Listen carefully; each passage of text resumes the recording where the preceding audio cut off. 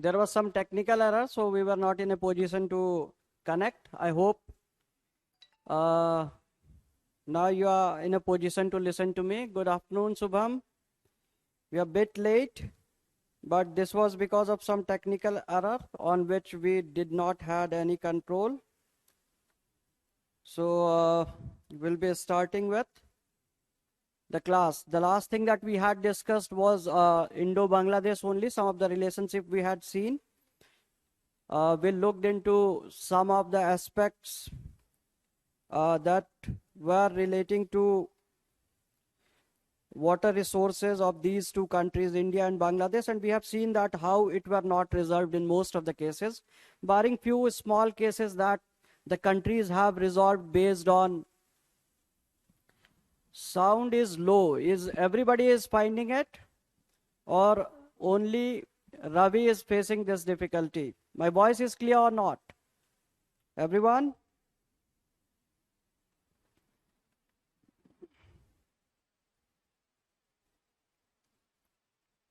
Here it's showing all right, so I think the issue shouldn't be. Sound is fine. Yeah, Ravi, please check your device so that you can listen to the lecture. Yeah, great. Most of the people have responded that there is no sound issues. Purnima Sazil is also complaining that clear, but the volume is low. But I don't think there is any such issue, but let me check. Give me a second.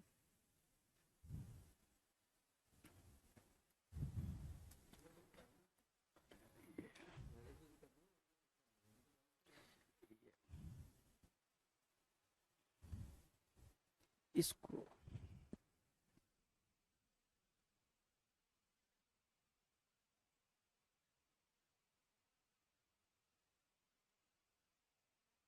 the volume here is all right, I guess.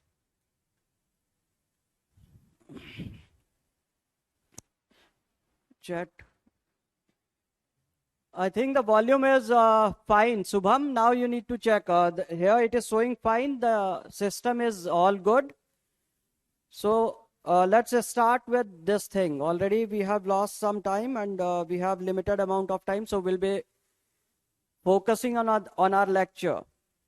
So now, yesterday we talked about many of the aspects. I'll start from there only. And now we'll be looking at the economic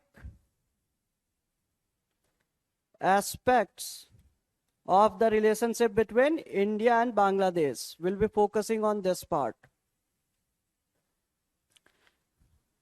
Yeah, so good afternoon, everyone. Settle down. Be ready with your notebook and pen and start jolting down some of the things that are important, and also try to understand each and everything with clarity so that when you write your mains, you should be in a position to write good answers. Okay, so this economic aspect is like Bangladesh is one of India's largest trading partners.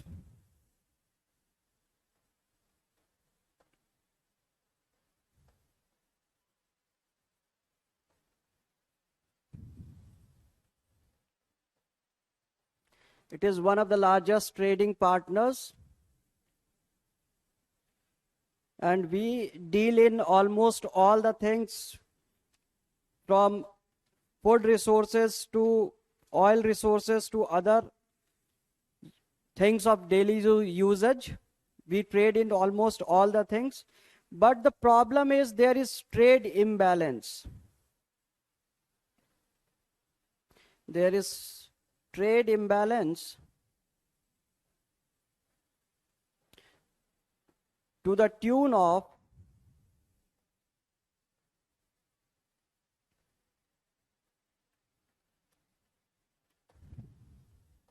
almost $7 billion.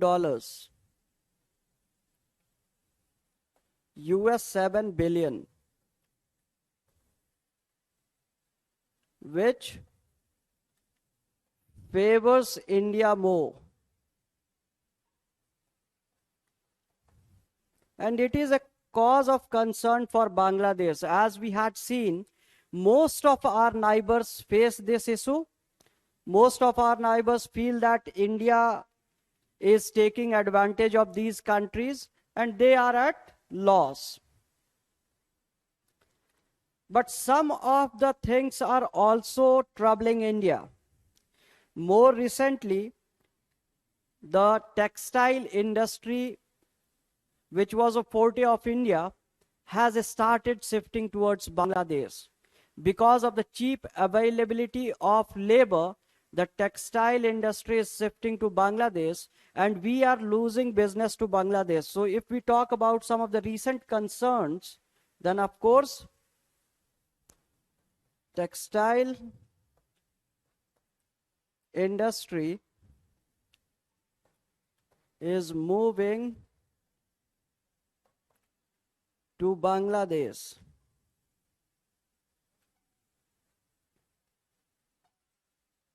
Due to cheap labor.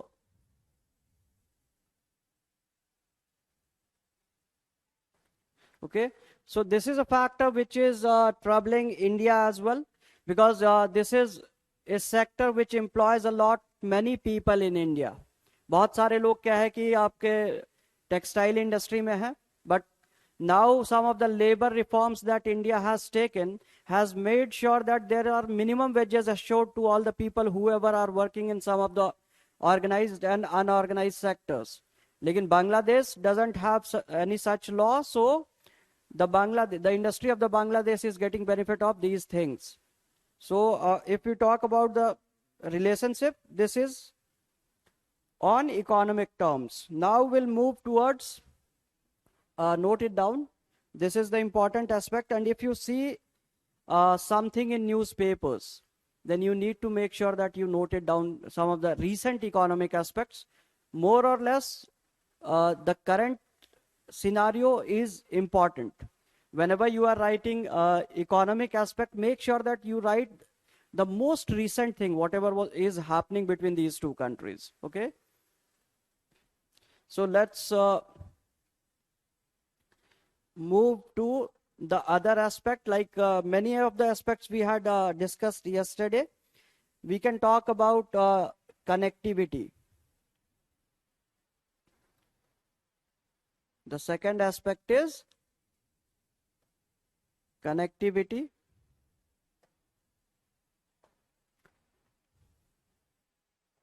And this aspect is important.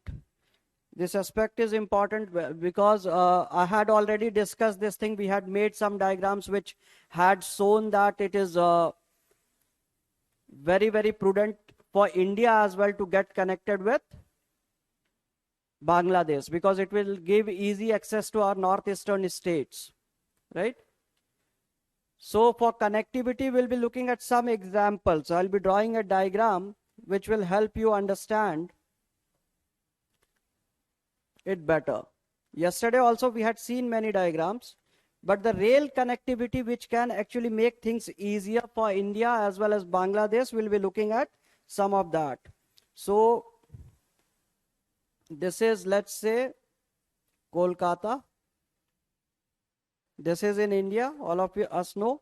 So we have created a Maitri Express which starts from Kolkata, reaches Dhaka and to Agartala.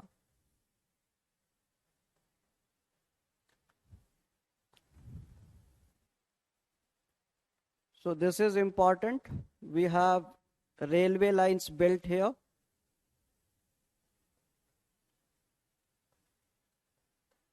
And this stretch is connected by Maitri Express.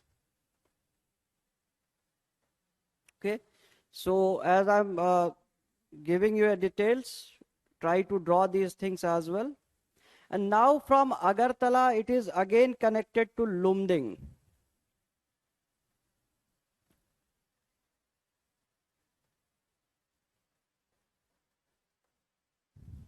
Then to Guwahati.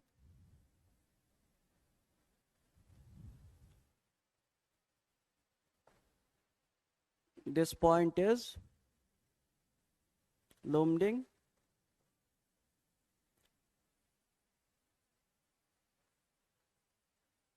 Guwahati, and again this is connected to Siliguri, and of course Kolkata and Siliguri are connected via these networks of railways. So in a sense, if we try to connect these countries, it is really easy for both these countries.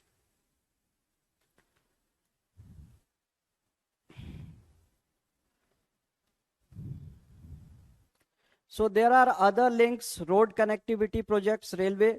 There is a small place nearby Dhaka here, Akhora. It is the place which is actually connected. But when you are drawing this diagram, you have to make sure that you are showing that whole of the region is easily connected, and hence we can make utilization of this area. This connectivity can help us transfer food resources, petroleum resources, maybe energy resources, and at the time of war, we can also easily transport military if we have established some kind of pact with Bangladesh. So it is important that we focus more on this connectivity aspect. Okay. So how many here? Like I said, there is a small station here, which is Akhora. So this is also connected to Agartala, and this is one of the new projects, recent projects that has taken shape, and these of course are also connected. So most of the discussion about connectivity we have dealt yesterday only when we were talking about this thing, why Bangladesh is relevant with respect to Northeast. But still I want you to draw this diagram, and whenever you are writing your answer, make sure that you are drawing this diagram, you are talking about this Maitri Express, you are talking about Akhora to Agartala linkages, and then you have to make sure that you suggest in some lines that there is need to increase this connectivity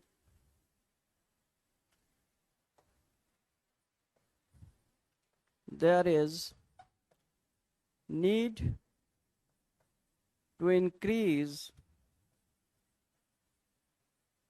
this easy access and connectivity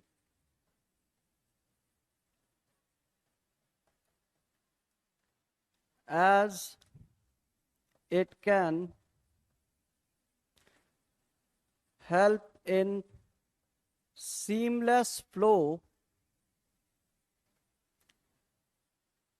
of resources, seamless flow of resources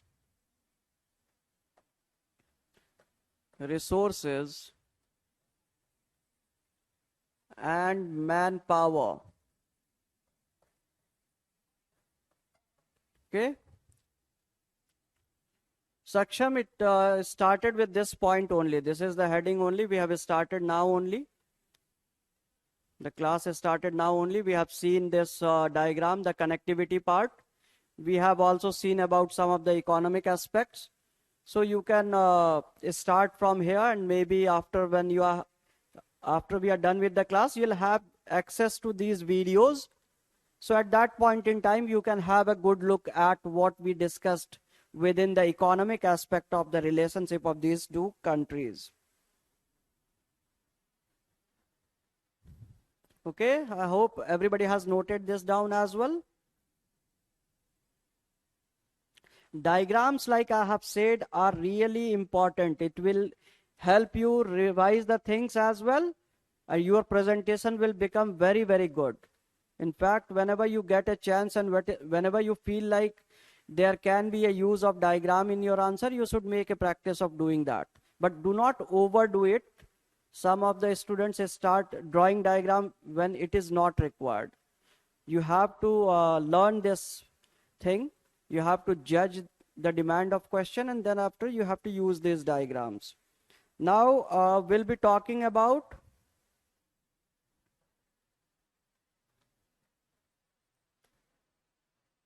energy. The other aspect of this relationship is energy. As you know that most part of Bangladesh is plain. It is a deltaic area. So being in good relationship with India helps it to get electricity, because India is endowed with mountains. India is endowed with many of the rivers which reach, of course, Bangladesh. So we are helping Bangladesh with energy security as well. India exports more than 650 megawatt of energy to Bangladesh.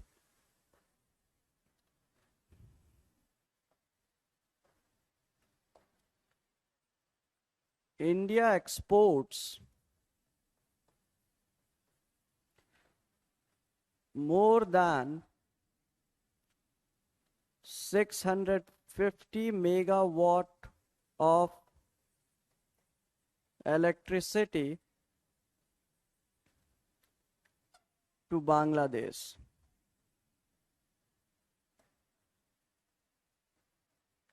India is helping with its energy needs. And energy is the basic requirement of any country. All of us need energy. Myanmar cannot help much in this segment. China is too far. And rest of the countries are not having surplus so that they can supply to Bangladesh.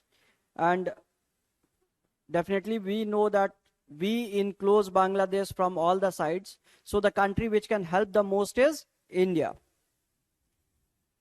India has also constructed a thermal power plant there that is called as Maitri Super Thermal Power Plant.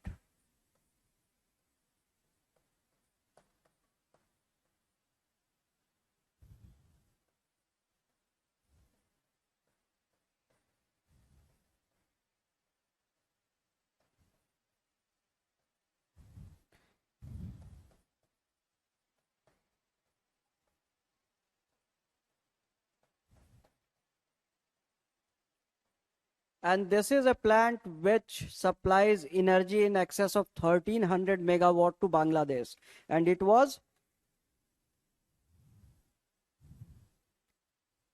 created in Bangladesh by India. India helped it with this one. India is also supporting Bangladesh with nuclear power plant. India is also supporting Bangladesh with a nuclear power plant. But as our expertise in some of the reactors is not as good as some of the countries like France and Russia, so this is some kind of trilateral relationship for nuclear energy, where Russia is also giving assistance to India in developing the Rupur nuclear power plant. Rupur nuclear power plant is being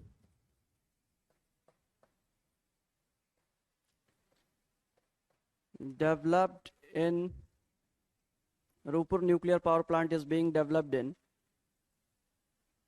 Bangladesh with help of India and Russia.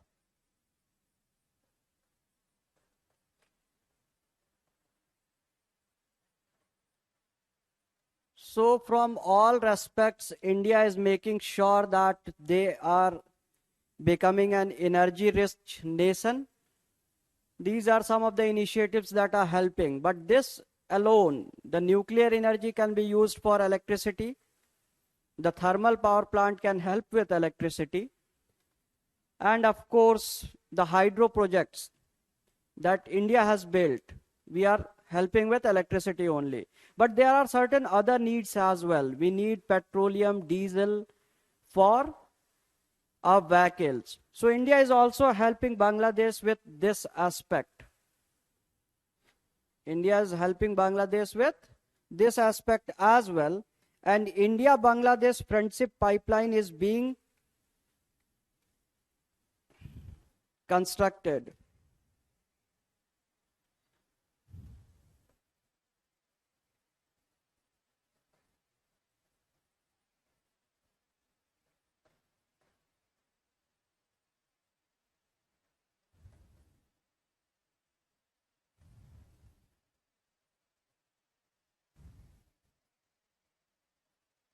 India-Bangladesh friendship pipeline is being constructed.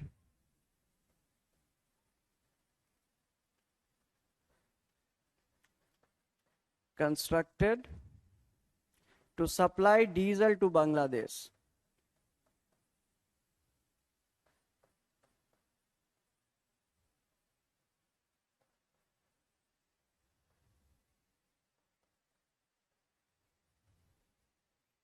So we are helping.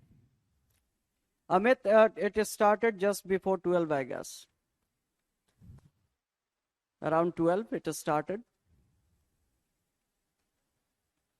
There was some technical glitch in the meanwhile, so it started around 12.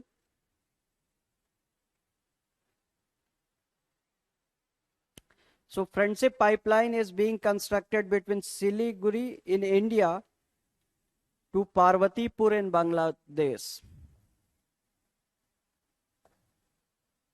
Pipeline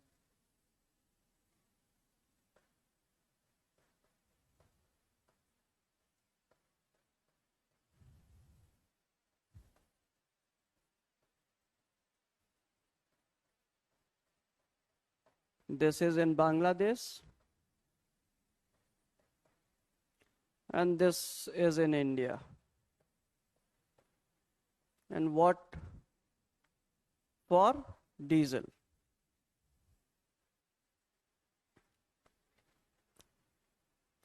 So between Siliguri to Parvatipur, we have this as well. So we can see that there are many things happening between these two countries. But there are some skirmishes because of this as well. India wants to extend this pipeline to Myanmar as well, but Bangladesh is not very keen on doing so. Bangladesh doesn't feel like so. Whenever it will come to news, it will become important. But at this point in time, this aspect is not very important. To remember, you can maybe you can draw it like this, and you can write here.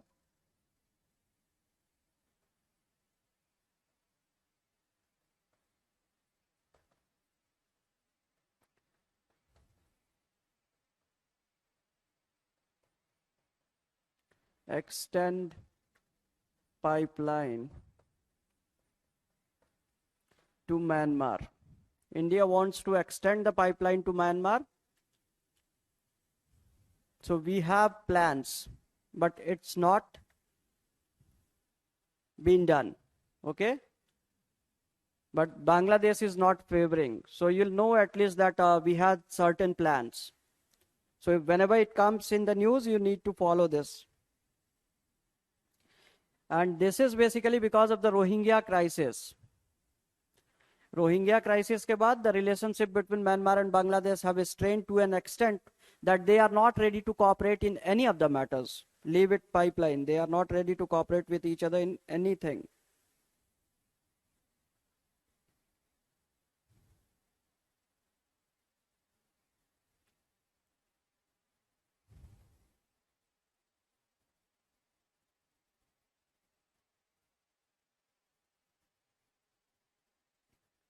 Okay, So now we'll look at some other relationship. I hope everybody has written this thing and made it as well.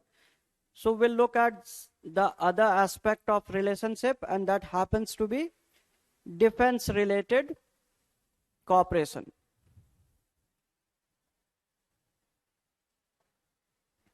We are talking about defense now.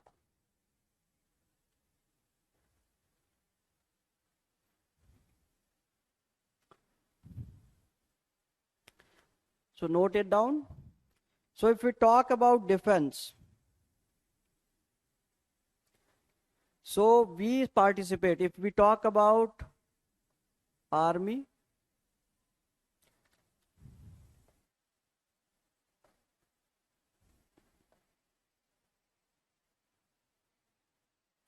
this is an exercise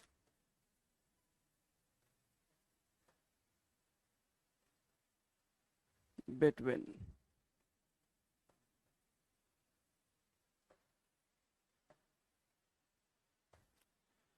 between the armies we have Sampriti as the exercise.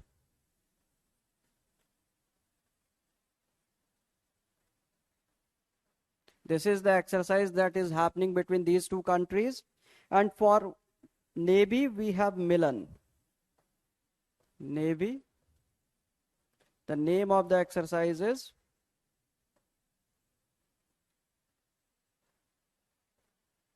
Milan. So it can be asked in prelims.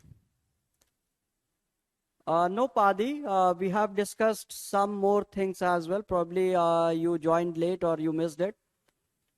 So when the classes will be over, I want you to give that much time to the recorded videos. Go through the video of today's lecture and you'll understand what we have discussed. So in defense, this is important for prelims and mains also. Like I always suggest, present the things in the tabular format because it looks clear, and whoever will check your paper will definitely find it easy. We also help Bangladesh by providing the services of our SARC satellite for its coastal surveillance. We have signed a memorandum of understanding, MOU, for coastal surveillance.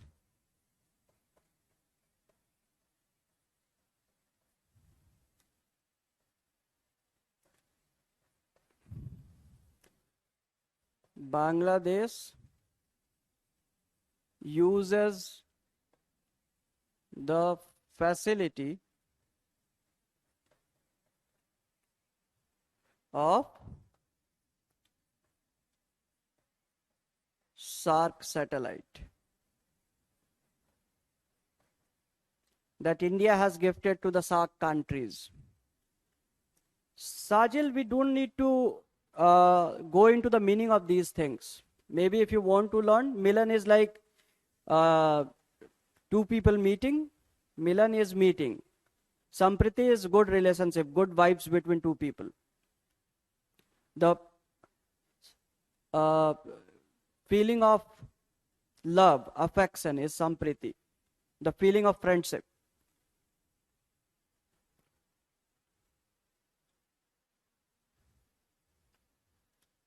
So MOU for coastal surveillance. And of course, we had discussed in detail that how some of the insurgent groups are using the land of Bangladesh. Insurgent groups were using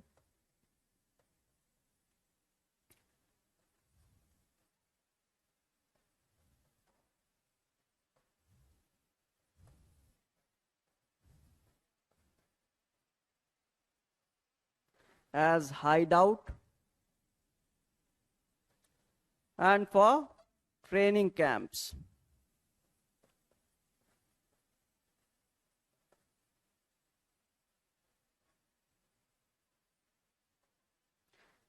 But both the countries keep on discussing these issues.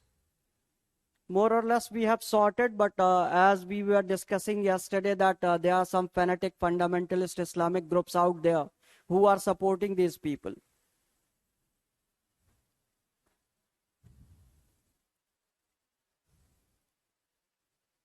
Money, what you're asking, I didn't get.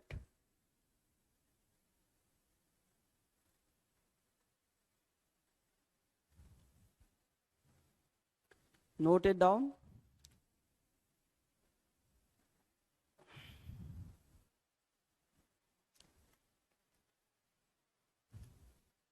Okay, MOU, Memorandum of Understanding. Memorandum of Understanding. That is usually signed between the countries.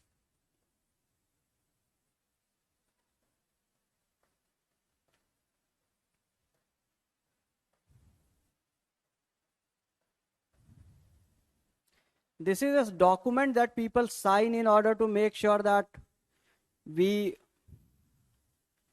are like, this is MOU, Memorandum of Understanding. This is a document that is signed between two parties. All the things, whatever the steps that has to be taken, the things that they agree upon is mentioned in that, and dignitaries from both the sides sign the paper. This is MOU. Okay, these are some of the relationship that we want to know. And of course, migration is a big issue, but already we had discussed migration in detail. So if we talk about migration, the refugees,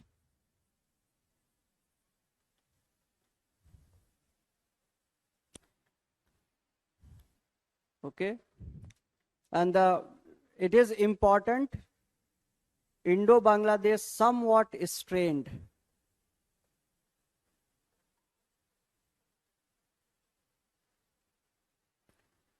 We're not on same page.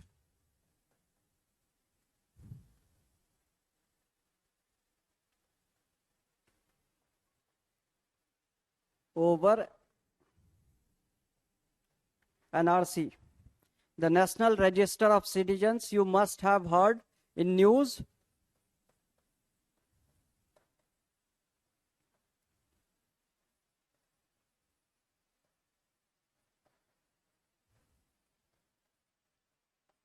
I had discussed this thing yesterday only, that Bangladesh, though accepts that their 1 crore population is missing from the country, but they do not accept this thing that they have migrated to India.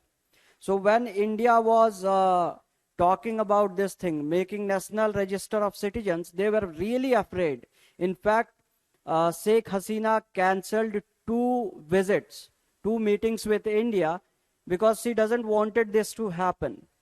And the reason being, they'll have to take back some people whom they do not recognize that they are Indians. But India is giving proof that they had migrated from Bangladesh. And this is the whole of South Asia is a resource scarce nation.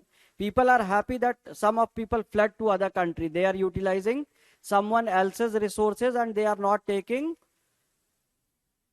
the resources which belong to their own country. Okay.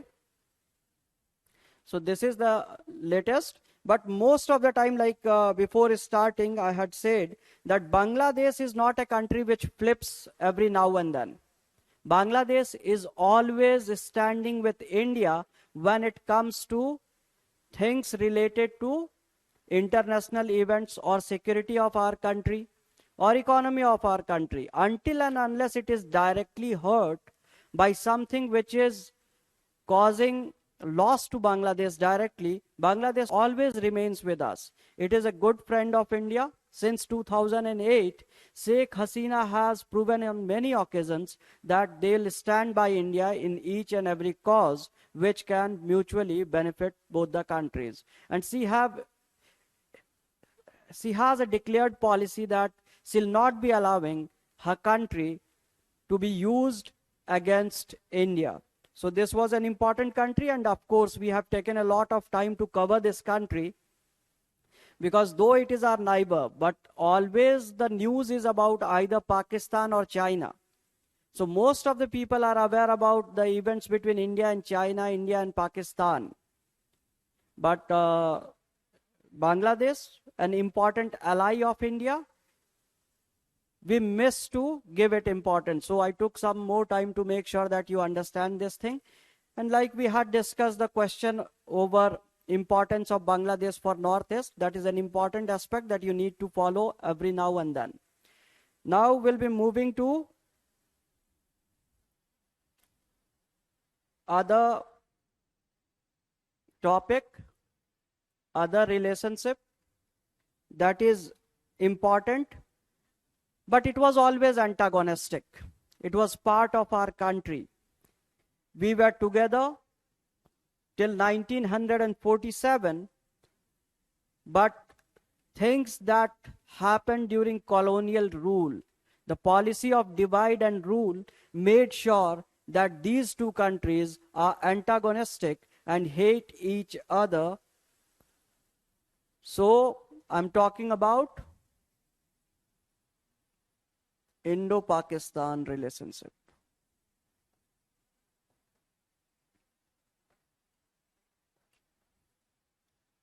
This is an important relationship, and many of you must be aware about most of the aspects of this relationship, but still I'll ensure that you get a view of the things whatever are important. Okay, so this relationship, of course, you know, that was always based on 3 full-fledged wars and 1 perceived war, that was Kargil. These 4 wars define this relationship. Till 1965, of course, we had some economic ties which were beneficial to both the countries. But after the war of 1965, all such relationships which could actually have helped these nations develop peacefully never happened. And Pakistan is the only country which is at loss, because more or less all the countries are on growth trajectory. Even if we talk about Bangladesh, which came into existence in 1971, they are really doing well. In fact, its growth rate recently has been better than even that of India. But Pakistan, because of its failed policy, not focusing on its own country, rather focusing on some other country, has made sure that it is decimated. But India wants stability in Pakistan. India always wants stability in Pakistan, and there is reason for it. Divam will be talking about this, but okay, you have a question about Israel and Palestine. Of course, the people who favor Israel will be those only who are close to USA. And it was done by Hamas, okay? That is a group that resides in Gaza Strip, and they used missiles against the Israeli army, and they retaliated. So this is going to be a long debate. They are always fighting. Most of the world sees it as if nothing happened. This is something that happens all the time. It is in news only because there was a festival of Jews, and at that point in time it was attacked, so it is in news. But things like that always happen between these two neighbors. Palestine has not been recognized as a country, but recently, in last 2-3 years, many of the countries have started recognizing Palestine as a country. So we'll be talking about those relationships later. Now we are focusing on India and Pakistan. So I was talking about this thing only, how the 4 wars are defining. So we'll not be looking at something whatever has happened before 1947, because you are very much aware about this thing. It is part of the syllabus of history. So of course you know. And India, since independence, of course, you'll be looking at some of the political perspectives, but we'll be looking at from a different perspective, from the perspective of international relations. So today, the relationship of these two countries is based on memories of wars. The partition and all, of course, it made sure that the people also started hating each other across the borders. But these 4 wars made sure that the two countries could never ever come on same page on any of the issues relating to South Asia or rest of the world. They will always go in opposite directions. And while discussing the foreign relationship, the development of foreign relationship with respect to our prime ministers, we had discussed this aspect in detail. But still, the relationship is based on the memories of wars, and the guiding principle in this relationship is suspicion. Even if any of the country, let it be India or maybe Pakistan, if any of these tries to make things easy between the two countries, both the countries do not believe each other. And most of the history suggests that Pakistan was always wrong. Initially, it has an advantage that it aligned with USA, so it was always getting the opportunity of doing such things because one of the biggest powers of the world was with it, the USA. So we'll start with these wars only. How of these wars and how it led to suspicion.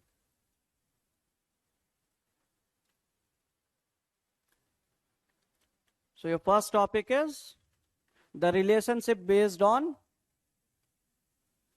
the memories of war.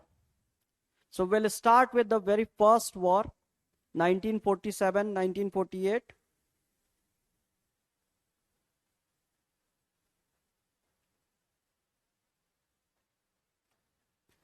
So at this point in time, as you know, Jammu and Kashmir was not part of India.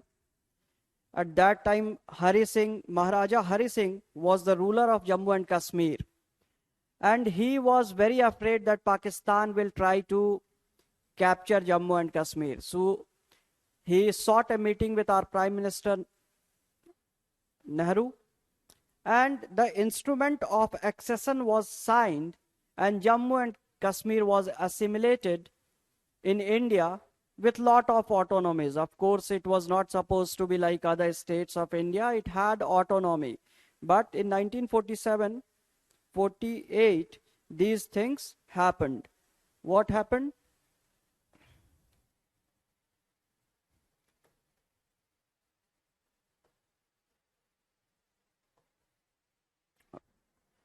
You can write Maharaja Hari Singh.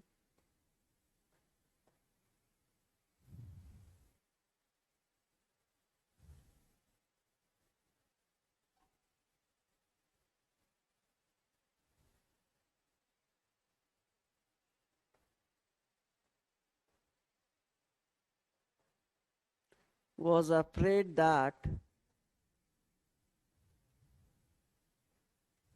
Pakistan would capture J&K. So he signed instrument of accession with India.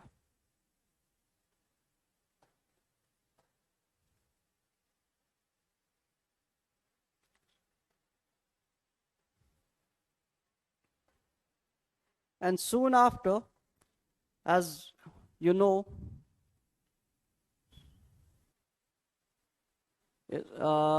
Your question is it possible to ban all the treaty with Pakistan? Even if the treaties are invalid, of course, right? Money? You know that the treaties, they never follow the treaties. Pakistan has nothing to do with it. But even if we have not keeping any relationship with them, what they are doing? They are sending terrorists to our territory. They are instigating some of the terrorist groups.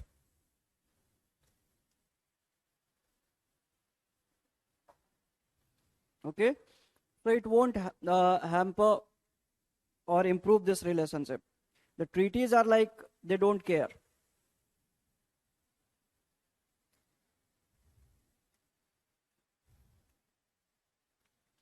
And here what happened?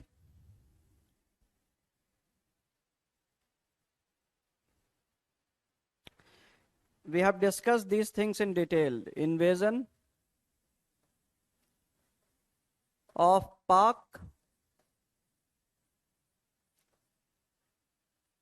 India goes to United Nations, UK, USA favored Pakistan as it was a Cold War era. And finally what happened? India got 2/3 and Pak 1/3 of Jammu and Kashmir.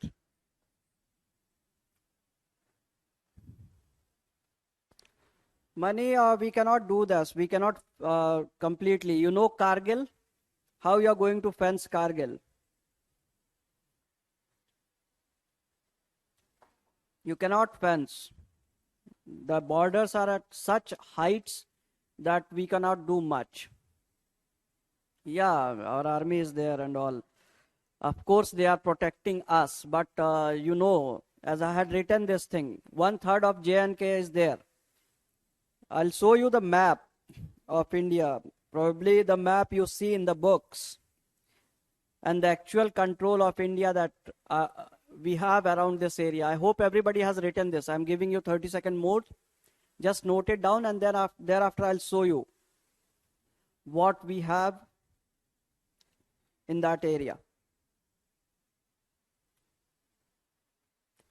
Purnima, we had discussed this thing. That was a time when there was Cold War between Russia and USA. So Pakistan has declared that it is supporting USA. So they favored Pakistan in anything, whatever it did. Okay? We had discussed it in detail in the first and second class. So now I want you to draw this diagram as well. Each one of you draw the diagram.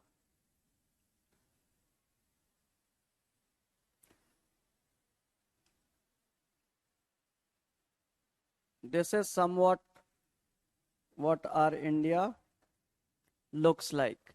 Okay? This is Jammu and Kashmir. Draw it.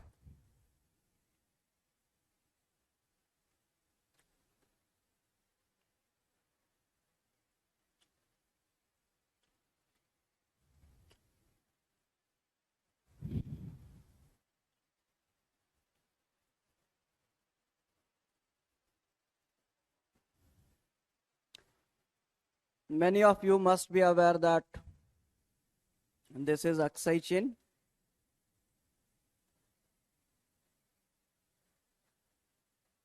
That belongs to Pakistan now. Oh, sorry, China. Aksai Chin is part of China. And if we look at this,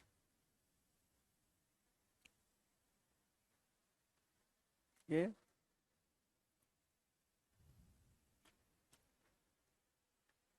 this is Azad Kashmir.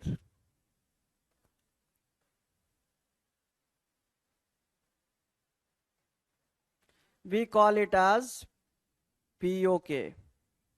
This area is Gilgit-Baltistan.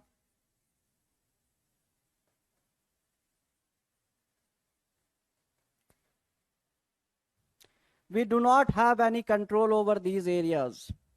Pakistan calls this area as Azad Kashmir and we call it as Pakistan occupied Kashmir. So in real sense, and this is China occupied Kashmir. This was a piece of land that was gifted to China by Pakistan. After they captured this part, this Azad Kashmir or Pakistan occupied Kashmir, what they did, they gifted a small part to China. This part belongs to China now. Okay. And now I'll show you the place. This one.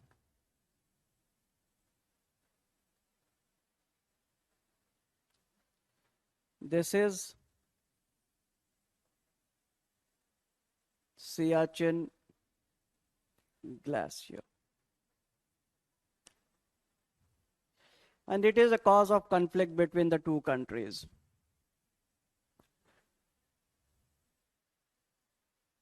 This is India. Basically, this was J&K at that time. So we do not have this crown with us. Like we always feel pride that India is having the crown on its head. But you can see, but the parts are missing.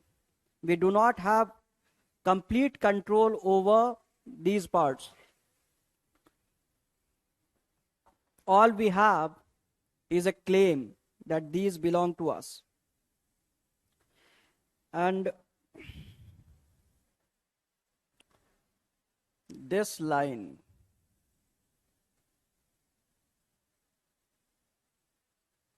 this is line of control or LOC, the more popular name that you know. This is. So draw it. So this is the real picture, and this part was captured in the thing that we have discussed just now.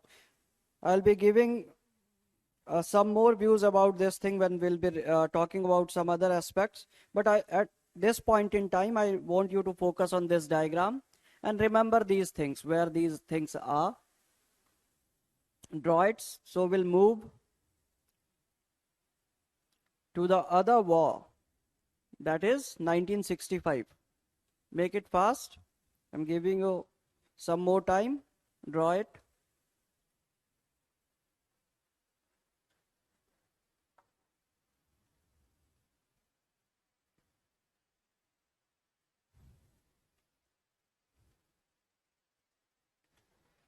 Hope everybody is done.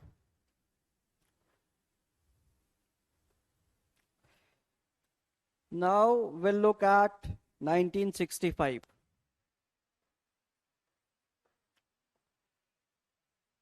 So what was the scenario at this point in time? Why Pakistan had even courage?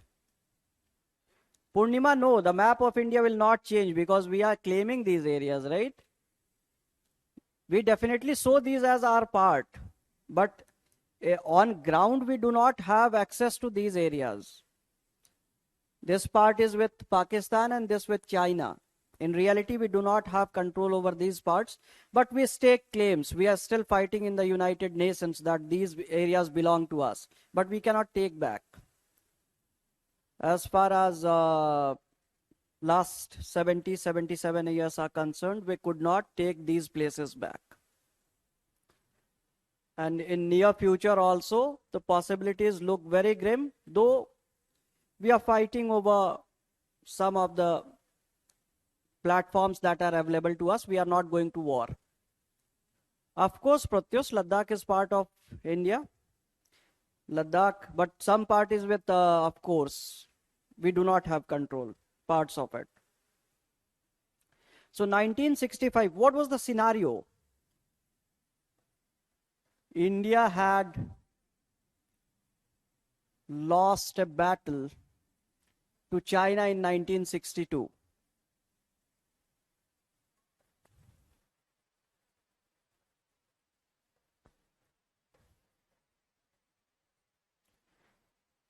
We were seeking help of whole of the world to feed the population. In 1964, there was a crisis.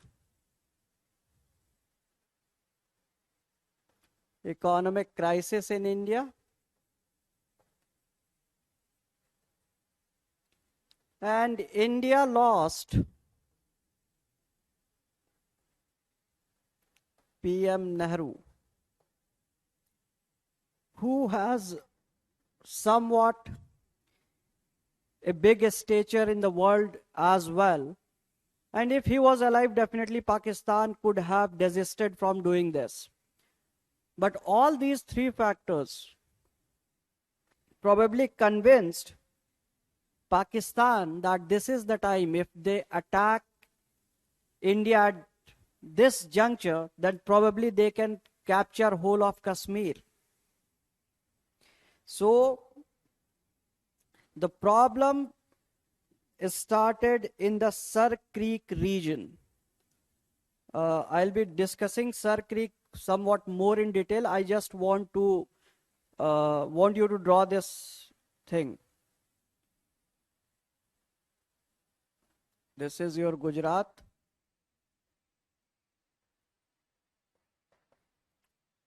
And here we have Sir Creek. This is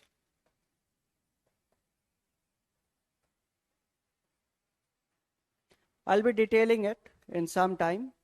But here I want you to note it down that this happened in this area.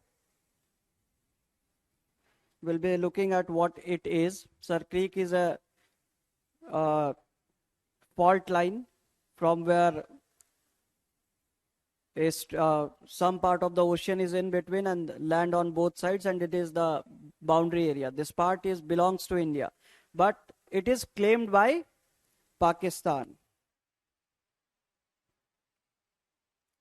There were skirmishes in this region.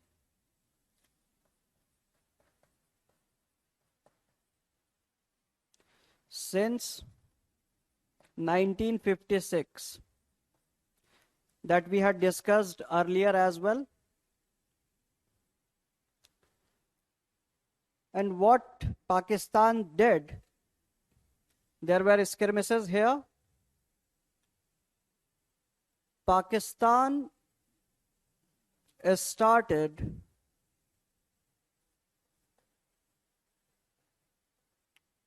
Operation Gibraltar.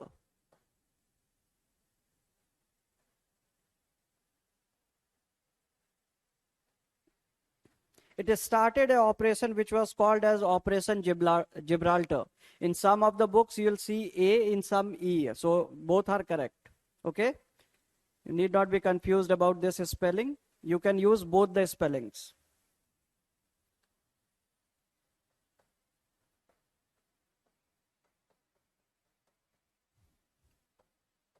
So what was this thing? They started infiltrating Jammu and Kashmir. The main aim of this, what it did, infiltration in Jammu and Kashmir and providing help to insurgents.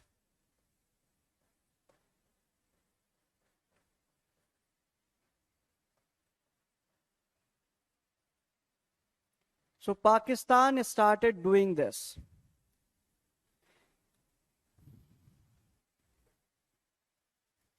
And then after this, Pak launched a full-fledged attack on India.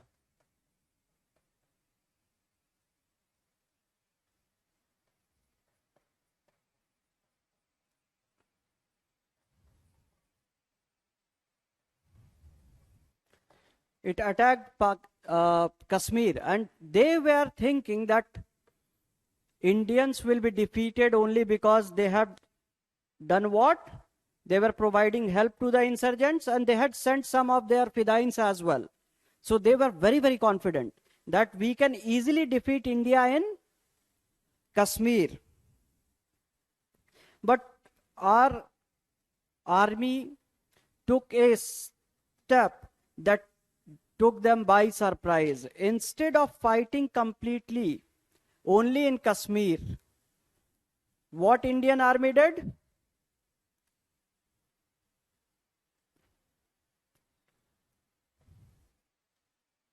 Indian army opened the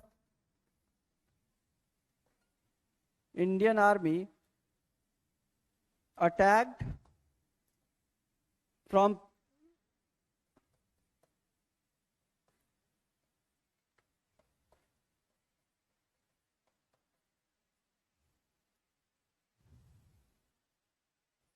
through Punjab border.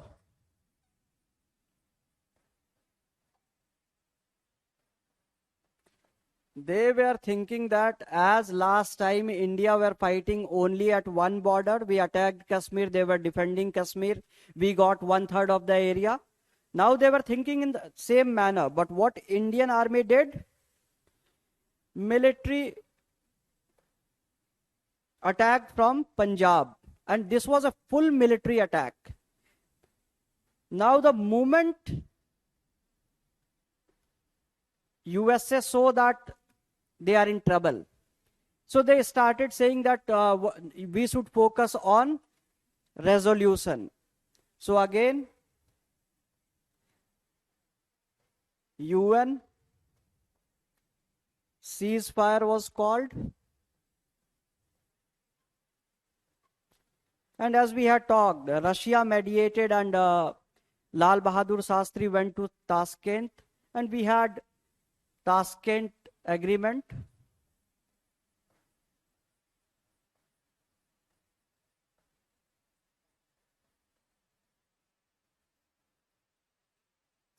But Pakistan was humiliated.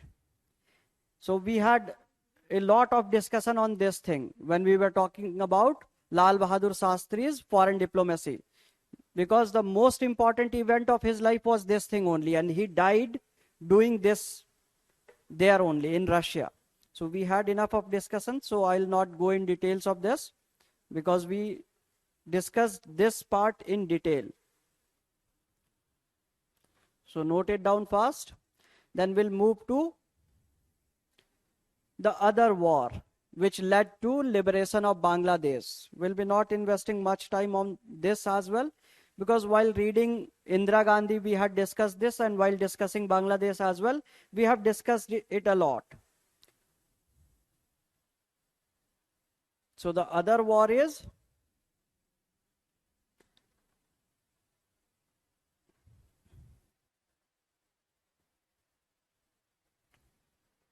(1971) war.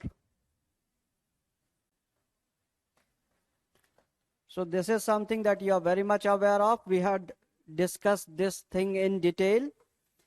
So West Pakistan versus East Pakistan.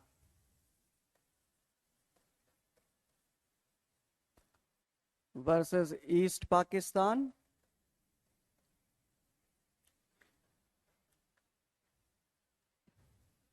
Declared country.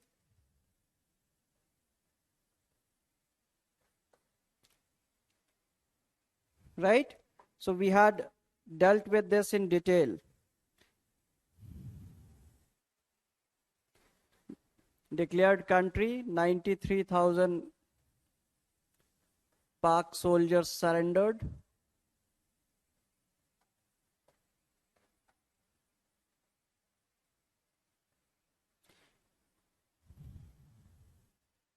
humiliation for Pakistan from all the sides. And this was the time that India thought that we had given him a lesson that they'll remember for all the coming times. But we know that that did not happen. Pakistan is shameless. We had Simla agreement.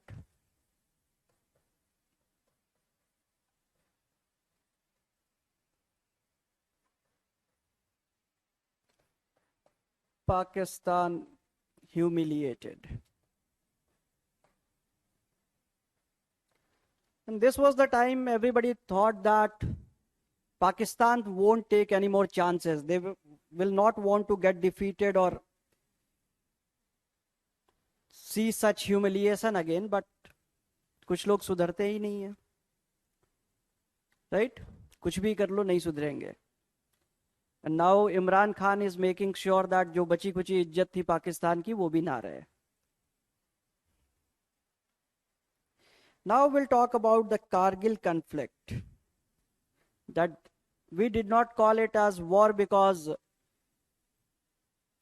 India did not encroach into the areas of Pakistan. They were the only who captured some of the hills around Kargil. What India did was like we were defending our own territory, so we do not call it as full-fledged war because this time, in few days only, Pakistan was aware that things can go haywire if they do not reach United Nations for ceasefire. Okay, so the Kargil conflict, we do not call it as war, we call it as conflict. So Kargil conflict.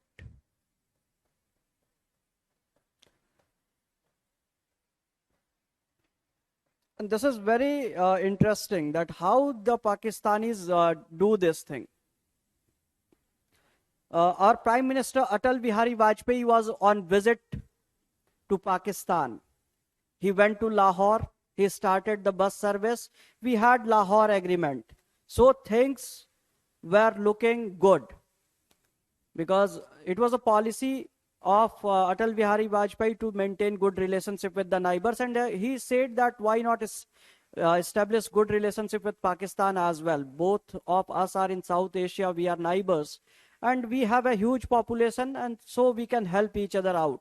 Many a times even Pakistan is buying things from Dubai, which India produces. So the cost is increasing. Dubai is purchasing the item from India and then Pakistan is purchasing that thing. So Atal Bihari Vajpayee was of the view that the relationships should improve. And when he came back, winters fell. And at that point, always, our Indian army used to move a little lower from the top of the mountains of Kargil because the conditions are inhospitable.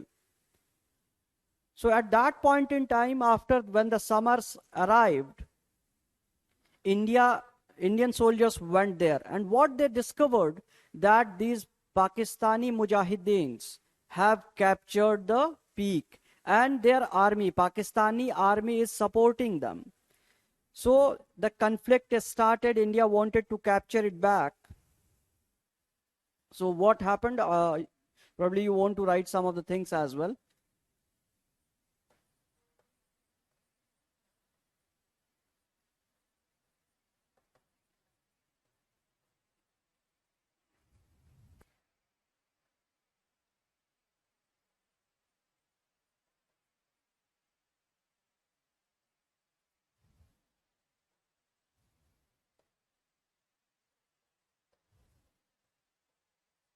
Note it down. Indian army vacated the posts in Kargil during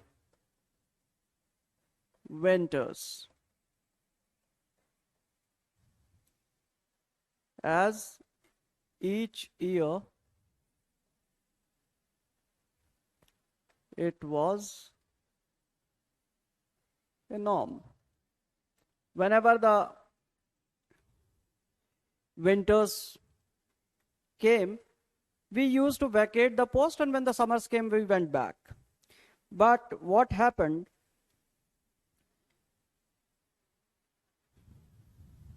In summers,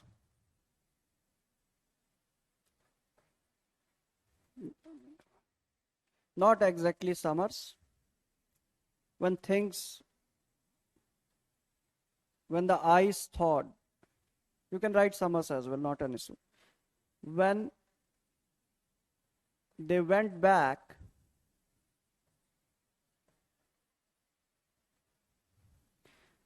Pakistani Mujahideens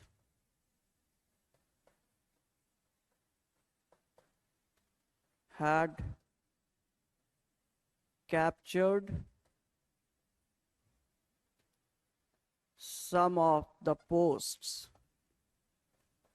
The Pakistani Mujahideens had captured some of the posts. Okay? And why it was frightening? It was frightening because these are some of the posts from where they can easily target our national highway. The Srinagar-Leh highway was easily accessible. What happened?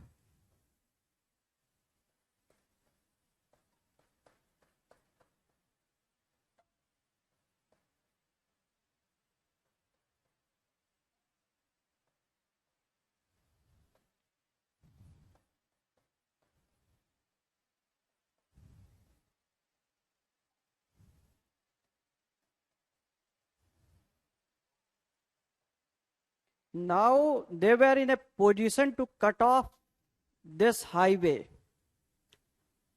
and the army was also threatened because they had massive ammunition, and from that top position they could have easily targeted those areas, the military of India. But as we know, as always, Indian army thrashes Pakistani army each and every time. So this time, as it was at top, Air Force along with army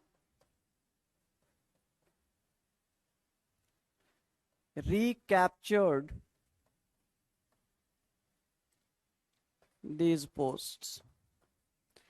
And unlike the previous time, like in 1971, we know that USA had sent its submarine, nuclear submarine, that is Enterprise, to help Pakistan. But the situation was different. Like we had discussed, that Gujral had convinced him, USA, that if they are investing in India, they will be in profit. Narasimha Rao sent same message, and Atal Bihari Vajpayee, after the nuclear tests, he also conveyed the same message.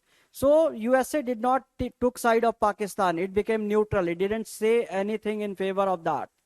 And finally, rest of the world condemned Pakistan. And under that pressure, USA also said that whatever Pakistan is doing is wrong. They should go back. They should not capture the area that belongs to India. And now this shook Pakistan, and they were aware. Nawaz Sharif was deposed, and Pervez Musharraf became the president, the dictator president of Pakistan. And then we all know that Agra summit happened, and Pakistan was adamant that we have to include the Kashmir issue in the dialogue process, and India was adamant that they have to include terrorism in their dialogue process. And both the countries denied. So we did not had any outcome after Agra summit as well. Vajpayee ji and Pervez Musharraf met there. For 2 days they discussed the things, but there were no outcomes. Okay, so now we had discussed all the things. This is the background. So in historical perspective, whenever we look at India and Pakistan, what we try to figure out with this discussion, with the write-ups that I have written in the board, we are focusing on the areas which was of concern for the relationship of these two countries. And like I had said before, wars have shaped this relationship. As we can see the dates, 1947, 48, 10, 12 years, again there is 65, again 71. Then border skirmishes kept on happening, ceasefire violations kept on happening. Then again we had Kargil in 1999. So there was no time when we could have rebuilt our relationship. In fact, after 1965 war, we tended not to get into any kind of economic uh, relationship with this country because they needed us, but they were threatening us. So India chose not to develop any economic ties. First, we gave them olive branch in the form of our bus service. We provided them relief in when there were some of the disasters.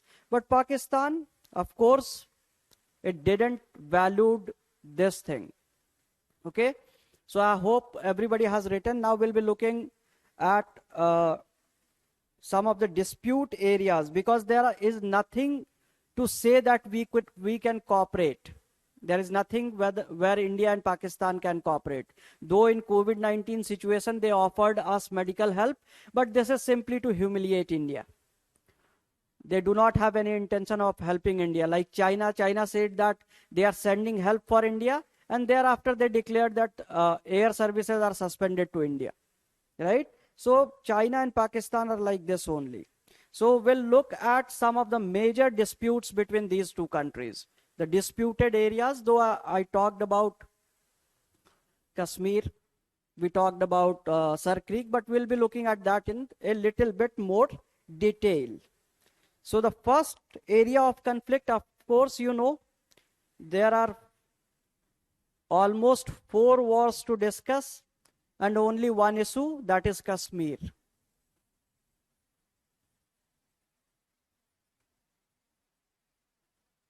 So the problem of Kashmir is the biggest problem between these two countries.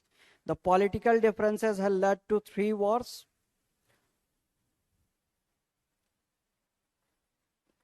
3 full-fledged wars and 1 conflict. We do not call it as war. So whenever you are writing about the relations of India with Pakistan, you must start with this point only. There is no other point of discussion which is more important than Kashmir.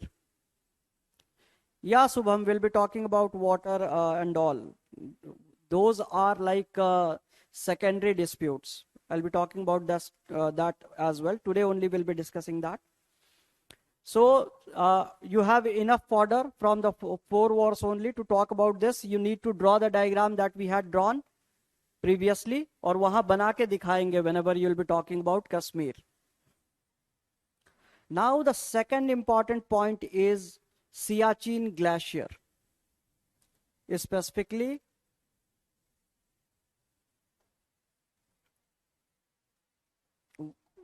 I had shown you the position of Siachen Glacier. Now I'll be talking about some of the aspects what has created this problem. So all of you know that Red Cliff Line, the bordering areas between India and Pakistan, right? So the problem, why the problem of Siachen Glacier is there? I want you to draw this diagram as well. We'll look at this aspect. Okay. So if you know, Red Cliff is not only limited to this area. It is also with Bangladesh. Okay. If we talk about this Red Cliff,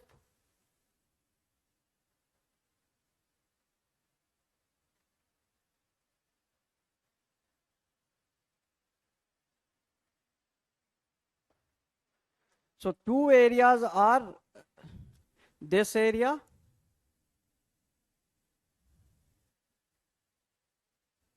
plus this area.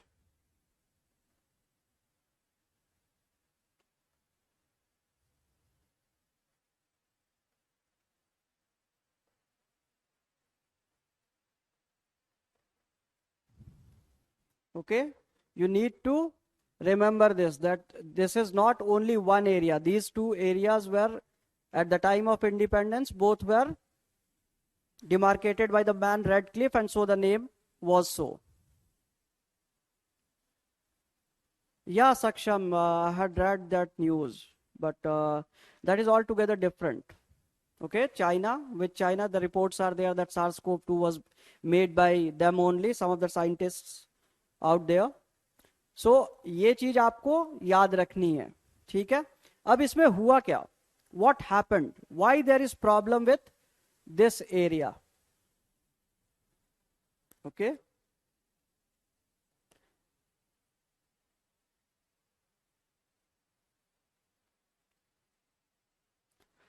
When the demarcation was being done,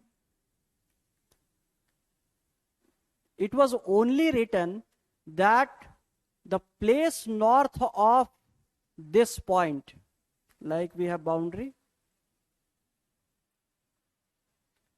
when the demarcation was happening, somehow it was not completely demarcated. Okay, initially, and it was left to interpretation only. This place was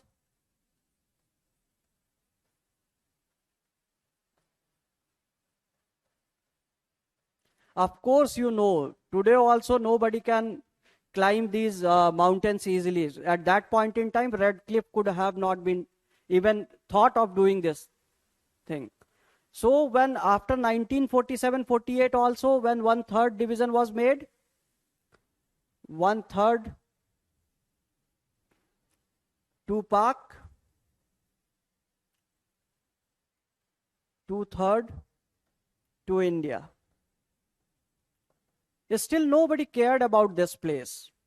Same situation was there, and the world was not even concerned about this mountainous area. The reason being, nobody thought that any of the countries can fight for such an extreme altitude area. But Siachen is today the highest altitude base, that is of India, right?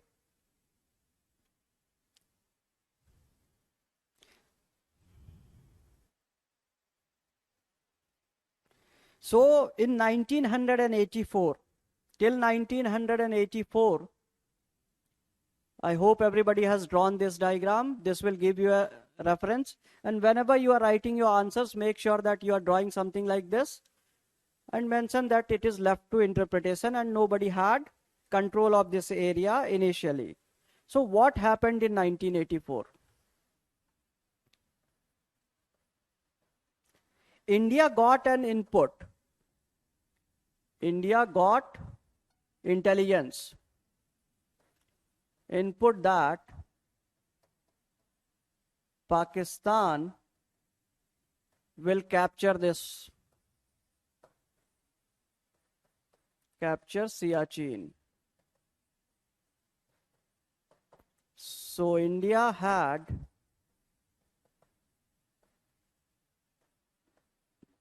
Operation Meghdoot.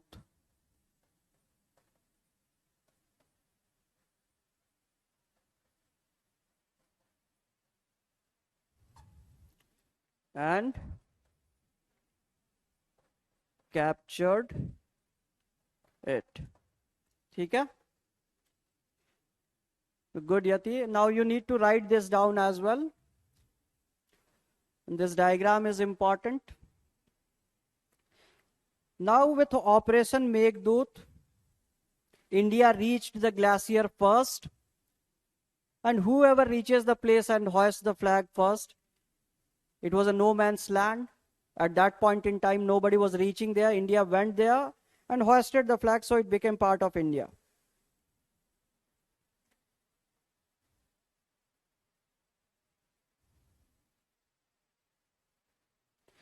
So, but they kept on fighting over this. We know that Kargil happened. They had eyes on this area. But in the year 2003,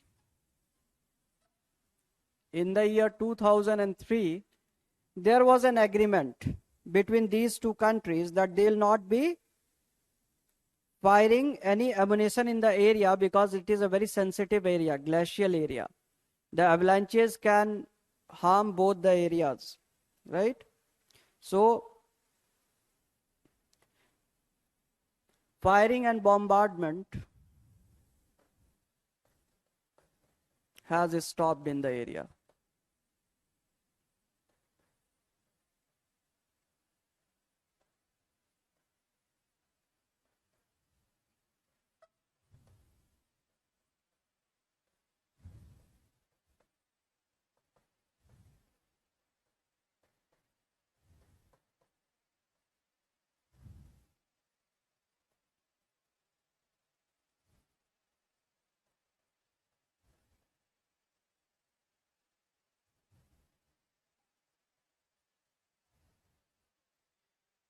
So at least on paper, we can say that these two countries are not going to fight over this area. Okay. So note it down. Then we'll move to an important area, Sir Creek, where we have disputes. The Sir Creek region. And then definitely we'll be looking at some of the water disputes. That is important.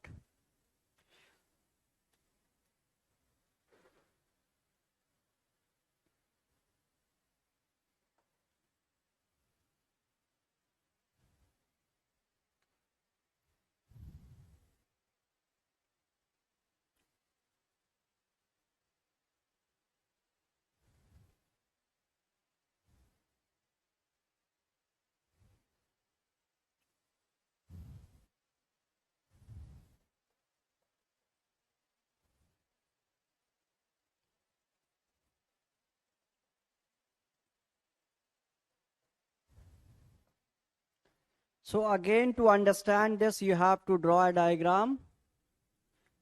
Okay. So that you can understand. We'll also try to understand some of the laws that govern the international relationship when the two countries are close to each other.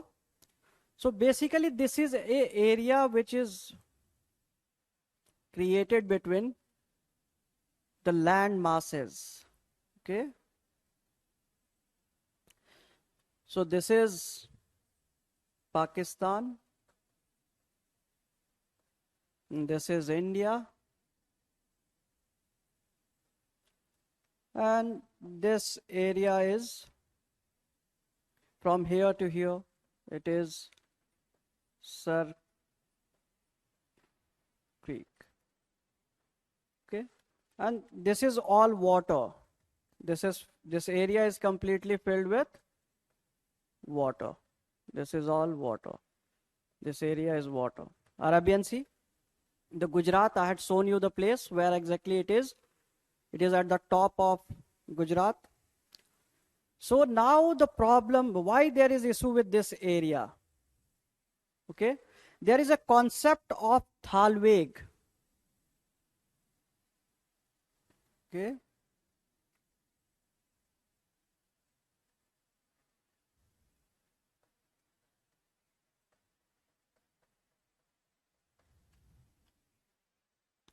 The concept of thalweg says that if there is any channel between two countries, any water body between these, any of the two countries, and if it is navigable, then its boundaries should always be from the middle of the channel. Okay. But as we had discussed that there was war, 1965 it all started. So what had happened earlier, that this was a disputed area. Okay. So this area, 1968, it was resolved over land. Over land, it was resolved. Lekin again, the problem was this creek was not defined in 1968. So this is India's claim.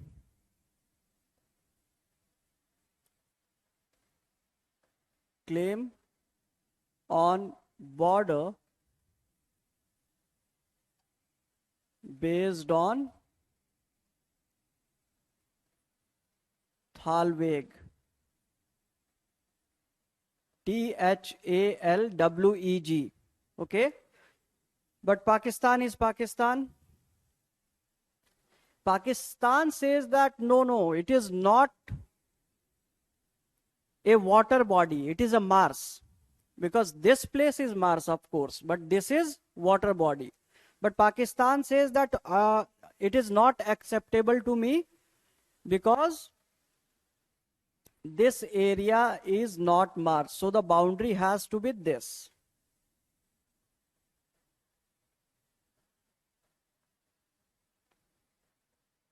Okay.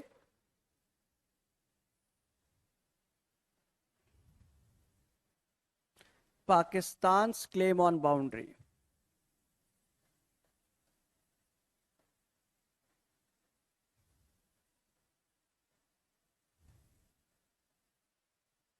As it claims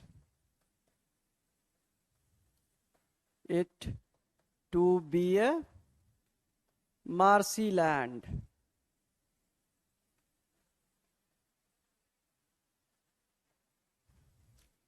Okay.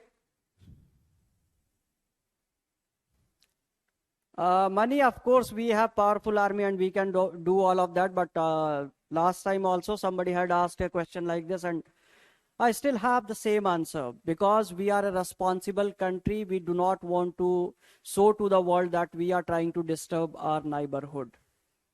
In fact, in 1971, we had captured a lot of places in Pakistan. We gave them back. We did not do anything to the people who had surrendered.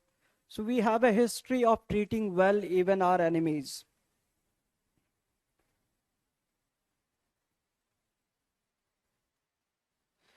So basically, 1968, this part was resolved, and this part is still not resolved. Okay, there is always a claim. The disputes always happen.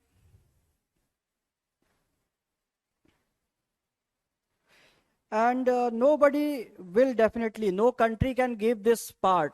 Why? Because this is an exclusive economic zone. It is a self area where you have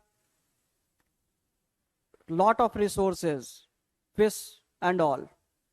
Thalweg, you can note it down. If you have drawn this thing, you can write the Thalweg doctrine in international maritime law. Thalweg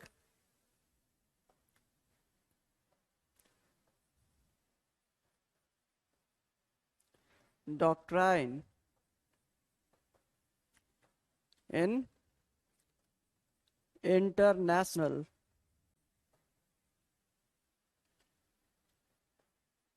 maritime law. So this Thalweg concept is also important for the people who are having geography as their optional.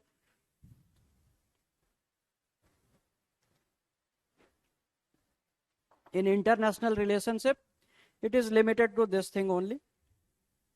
So now, if you have drawn this thing, write a statement. Thalweg doctrine in international maritime law.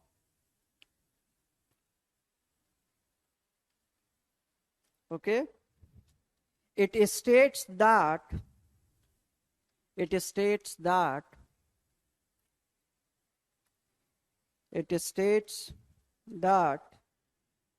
the river boundaries between two countries,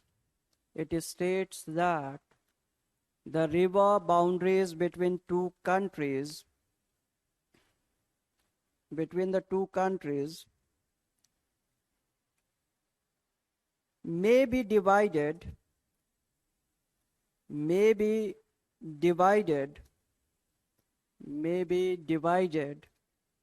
by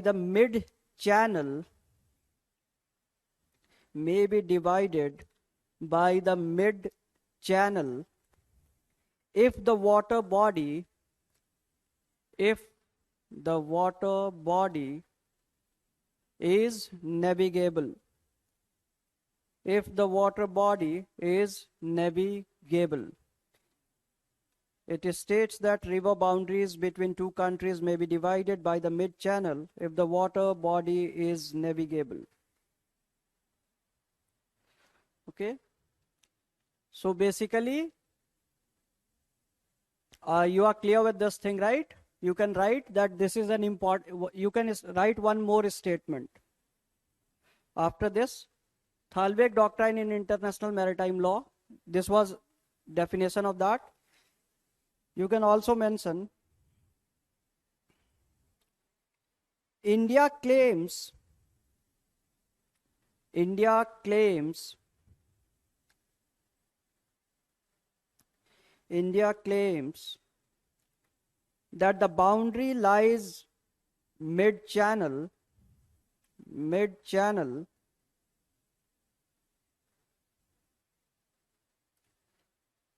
and is not willing to give away and is not willing to give away and is not willing to give away the creek to Pakistan, the creek to Pakistan,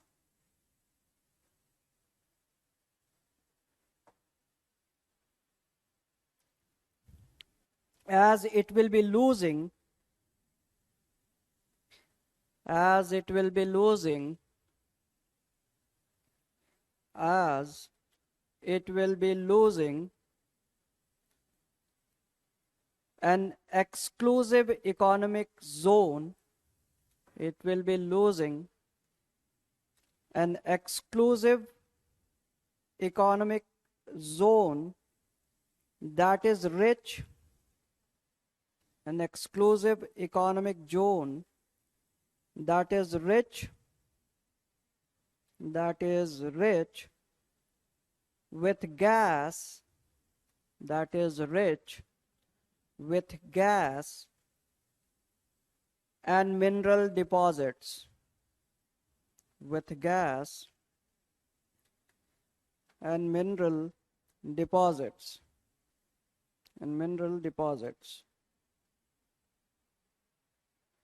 Okay, so you'll be writing about this thing as well because it is important. Now we'll look at the other aspect.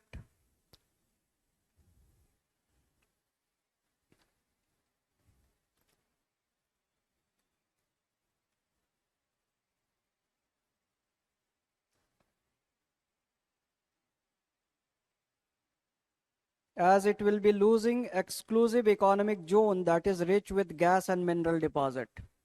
Okay, Asu? You can write in your own words as well. India do not want to leave EEZ because it has gas and natural resources. ठीक है? Sentence forming की भी आदत डालेंगे. Okay, Devam, you want me to explain this diagram one more time. So this is, I can do this for you. This is a creek area. It was disputed, as we know, 1965 they started with this thing only. 1968 में एक resolve कर दिया गया UN मेडिएशन से इस area को. ये area क्या है? Still it was disputed. So what India is telling कि based on the Thalberg principle, this middle line is the border. India will have this part and Pakistan can utilize that part. But Pakistan says that whole of this thing belongs to Pakistan because this is marshy land. This is not a water body. So there was problem.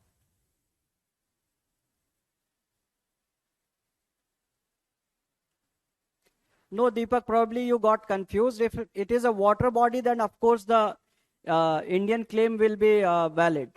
Okay, so this is the thing. Because we have seen the principle of Thalberg as well, right? Thalberg says that middle, and India is demanding this. Why would India want this? Of course, we need the resources of this place. So probably you have read it wrong. So now we'll move to water disputes.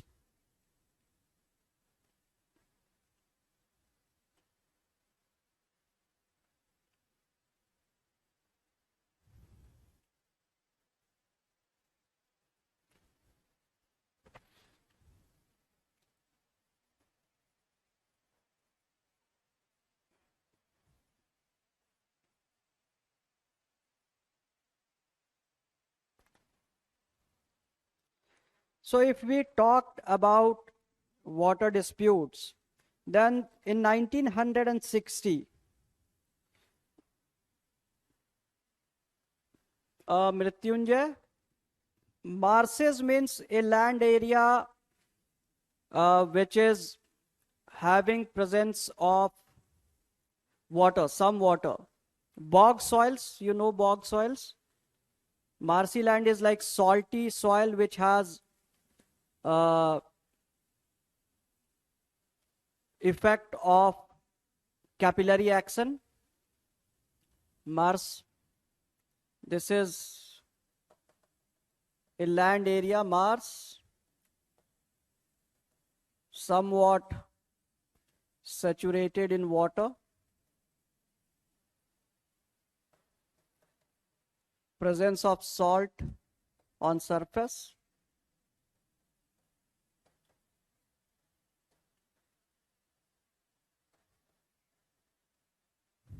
Okay, so these are called as marshes.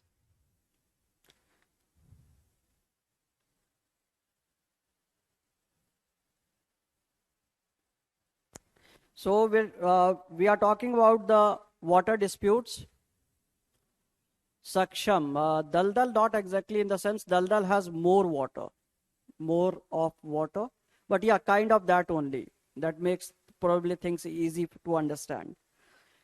So if we talk about this water dispute between these two countries, so of course all of you know must have seen the map and you are very, very much aware that most of the rivers from India flow to Pakistan and meet Arabian Sea in the northern parts. Okay? So Pakistan always had a fear. This Pakistan always had a fear that maybe India will block the supply of water to them and they'll be under peril. They'll be under flux. But nothing as such happened. But still, they wanted to make sure that it should be clear how the water of the rivers will be utilized. So Pakistan kept on blaming India. So ultimately, like we always do, we went to an arbitration process. And in the year 1960, there was Indus Water Treaty. There was Indus Water Treaty in 1960 with World Bank mediation. Okay, and it said that the rivers that flow from India to Pakistan will be divided between these two countries, and India got rights to utilize completely 3 rivers, and Pakistan was also allowed to reap the benefits of 3 rivers, so that none of these countries will be in any problem with respect to water availability from these rivers. Okay, so India was allowed to use 3 rivers, that are Satluj, Bias and Ravi.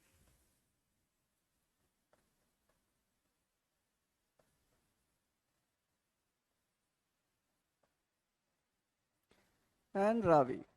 Okay, these are the 3 rivers where it was decided that most of the water can be utilized by India, and only some of the water will be given to Pakistan. And when it came to Pakistan, Indus, Chenab and Jhelum.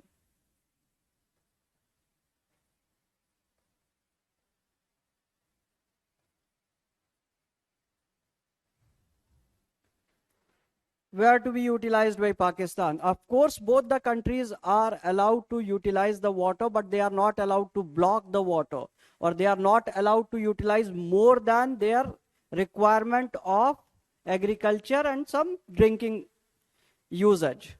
So this thing in 1960 somewhat gave an impression that things are going to be good.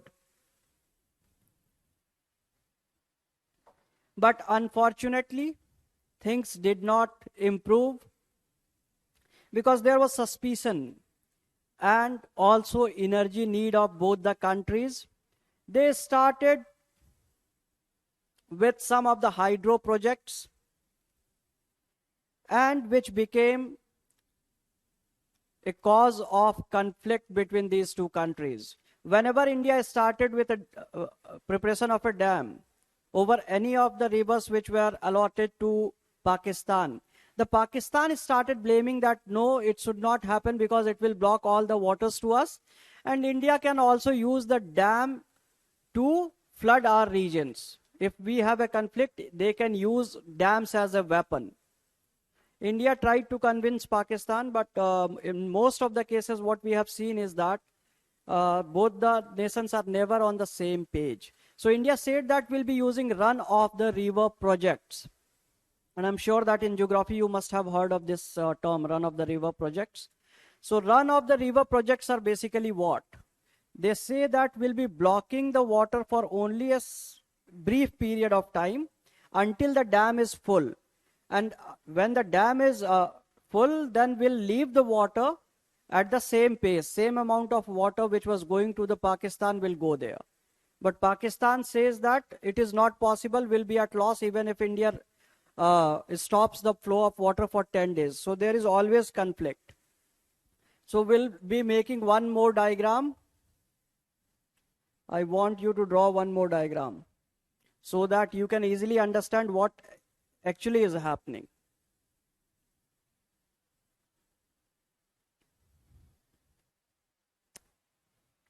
So we'll start with this diagram. Here Indus, okay, let's say this is Indus River. And if you want to remember how the sequence of these rivers are, IJCRBS, okay, Indus, Jhelum, Chenab, Ravi, Bias, Satluj. This is how they are from top to bottom. So this is Indus. Then of course you know that we'll have to have Jhelum. So somewhere Jhelum we have here. Then we have Chenab. Then Bias. Sorry, Ravi, Bias and Satluj. So what is happening? They all meet, right? We know that Indus, they all meet.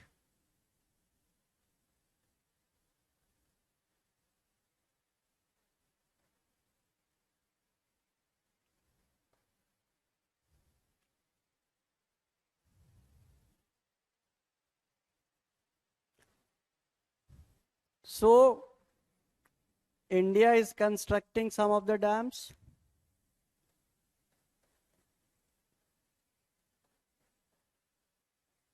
And of course, Pakistan is also doing this.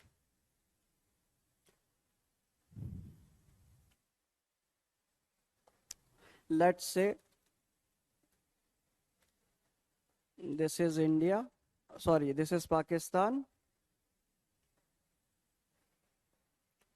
And this is India. So even India is constructing dams. Even Pakistan is constructing dams. So we have here, India has Hari Dam. So on the same river, Pakistan here has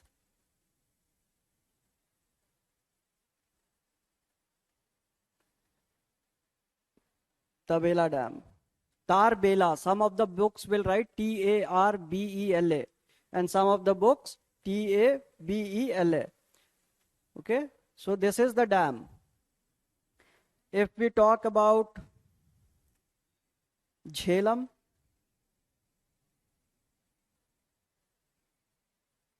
okay, so we have Salal Dam. This Indian dam is Salal Dam. And Pakistan has built Mangla Dam. Here they have built.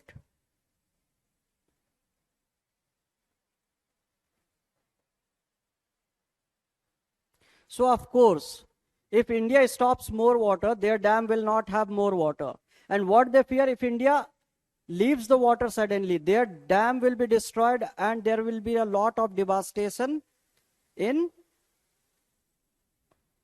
Now we have Bias. This is Pong Dam. Lot of dams. In fact, Pong is one of them. I'm taking one example only.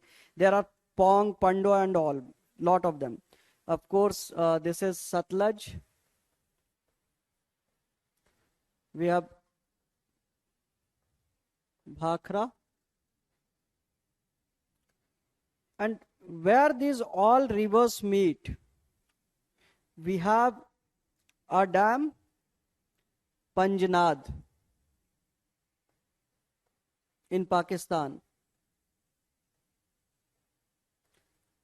5 rivers, all 5 of them meet here, and we call it as Panjnad.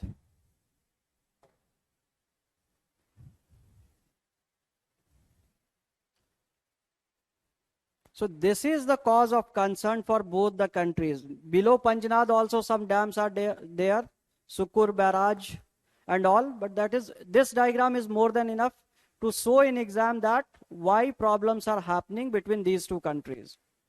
Because both of them are like having dams. So it creates issue for both the countries. Draw the diagram.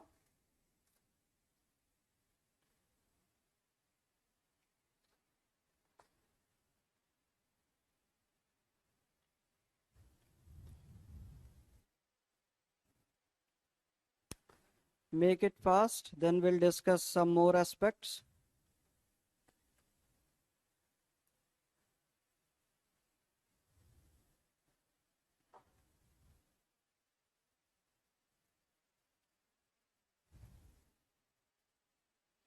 And one more thing that has actually made Pakistan to go with its ways is that even though we went into so many wars, India never ever tried to violate the Indus Treaty. India never threatened Pakistan that we'll be using these dams as weapons against you. India has never done this in history of the relationship between India and Pakistan.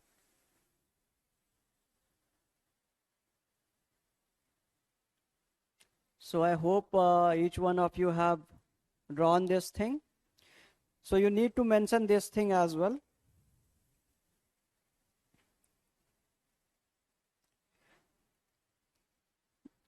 India has never violated the treaty.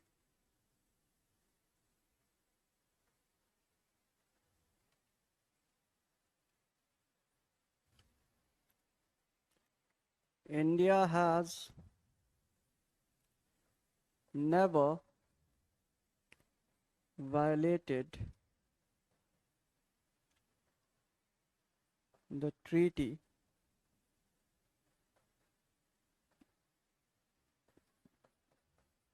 even during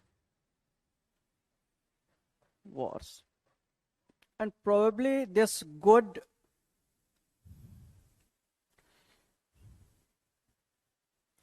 no, Proteus, India didn't try any of that. They keep on blaming. They have an habit of blaming the country for, because rest of the world was looking at Pakistan as a terrorist state. So they wanted to shift some blame to India. So they keep on doing this thing. Okay. So everybody is done with this. The next important aspect in this relationship is cross-border terrorism and ceasefire violations.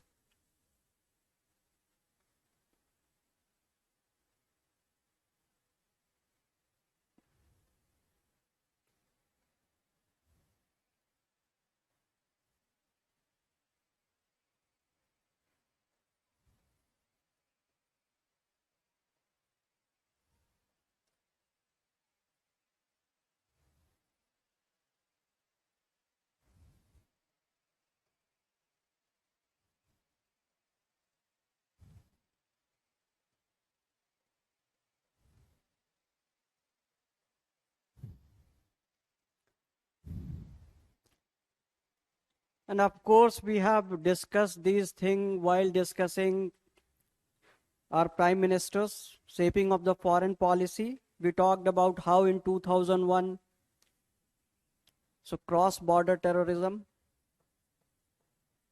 we have numerous examples, a lot of things to talk about.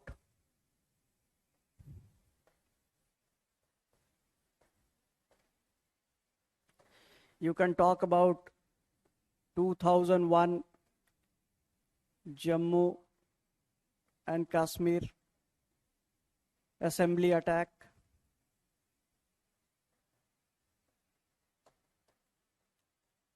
Parliament attack.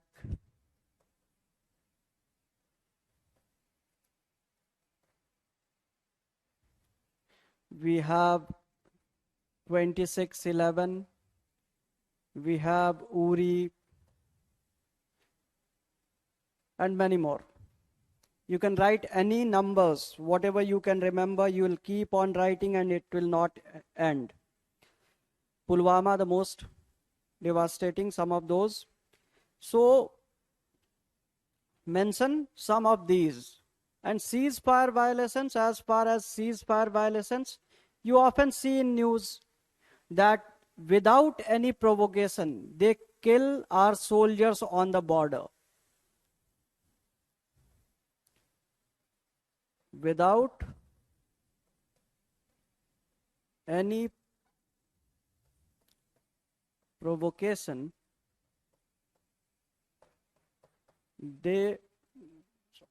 Pakistan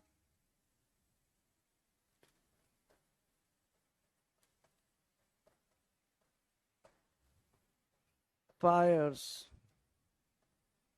shells and mortars.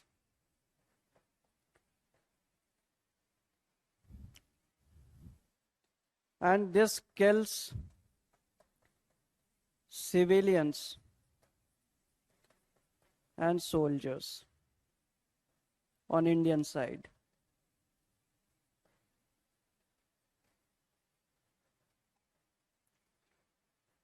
So officially we are not supposed to fire at each other.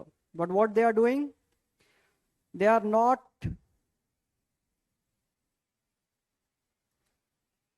helping. They do not abide by whatever is said, is written. What they do? They keep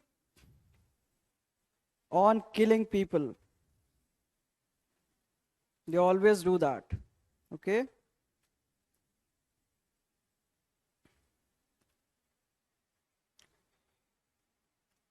Now, if we talk about some other events, we have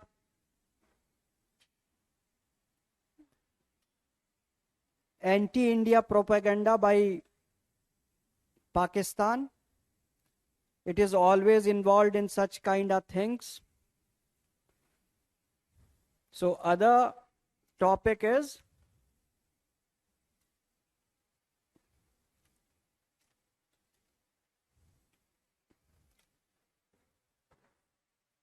anti-India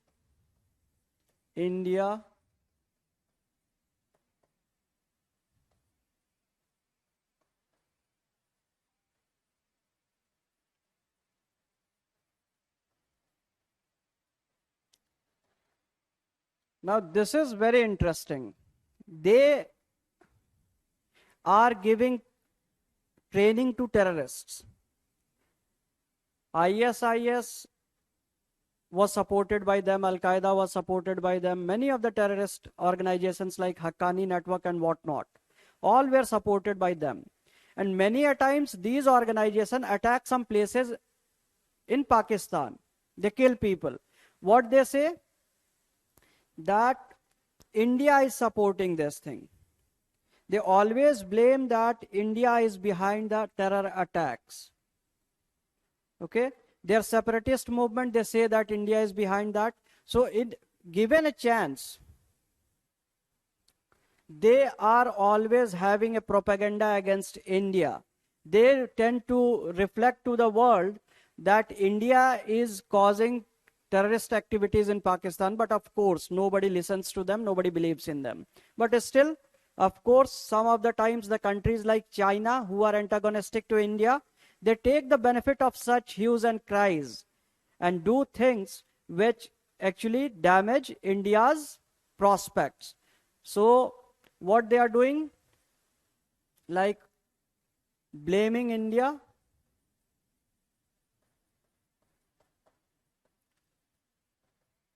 over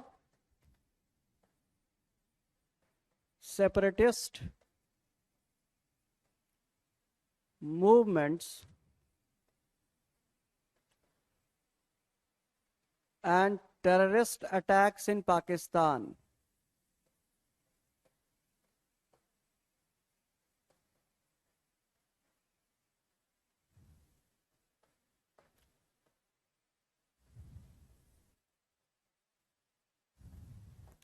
The most recent example where they tried to malign the image of India was Kulbhushan Jadhav's case.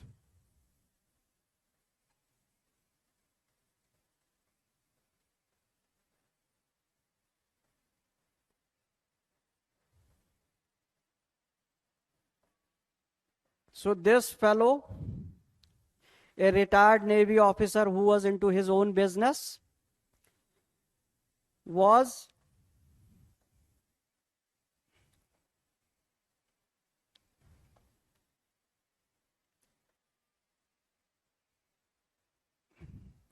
kidnapped from Iran.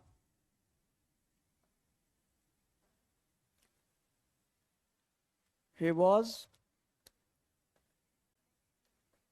kidnapped from Iran and labeled as Indian spy. In fact, after arresting him, they were not. Deepak, yeah, Abhinandan, of course. India is not as innocent as it seems, of course. Of course, we had instances in history when India tried to fuel some of the problems in Pakistan, and India is not like Pakistan. Unlike Pakistan in 2003, India, of course, accepted that some of the movements that are happening in Balochistan had some support from Indians. But we said that we'll not be doing that. And we want friendship with Pakistan. So at least we had courage of accepting that. So some of the instances are there, of course, when the whole country is hurting India, then we'll be doing some of the things, right? So labeled as Indian spy. And what they did, they said that they'll not give any consular access. No consular access to India.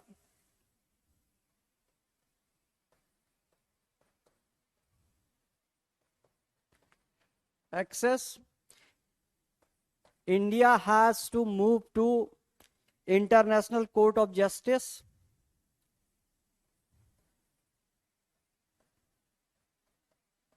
International Court of Justice.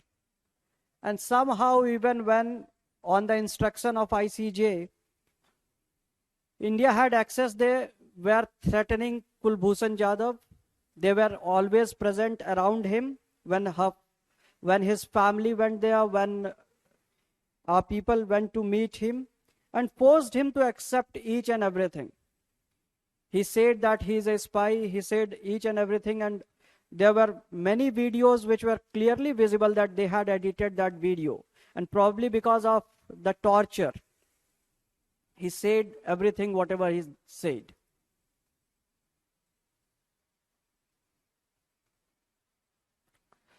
Yeah, money, India is innocent, but many a times we also do not do what is expected from us. Like Canada had given us nuclear.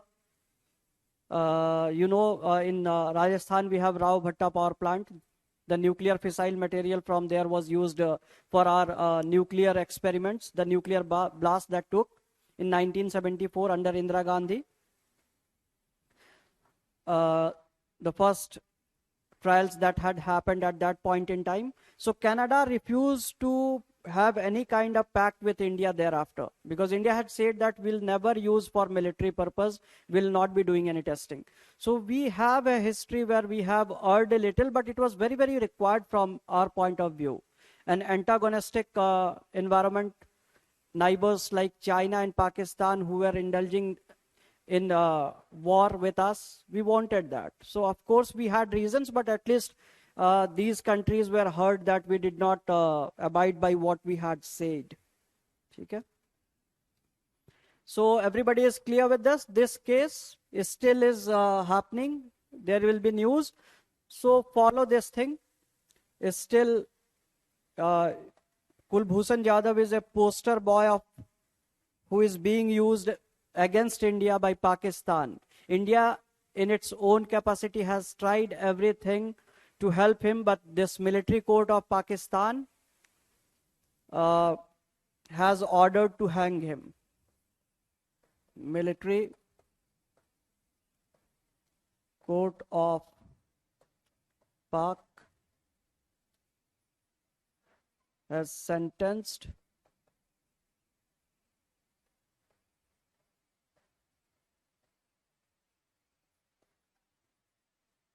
but India is still fighting. India is still trying to ensure that we have had him back. But at this point in time, of course, we do not have anything good to speak about. Now, if we talk about other thing, Article 370 and hue and cry from Pakistan, of course we know. But of course, there were small instances of cooperation recently. The cultural aspect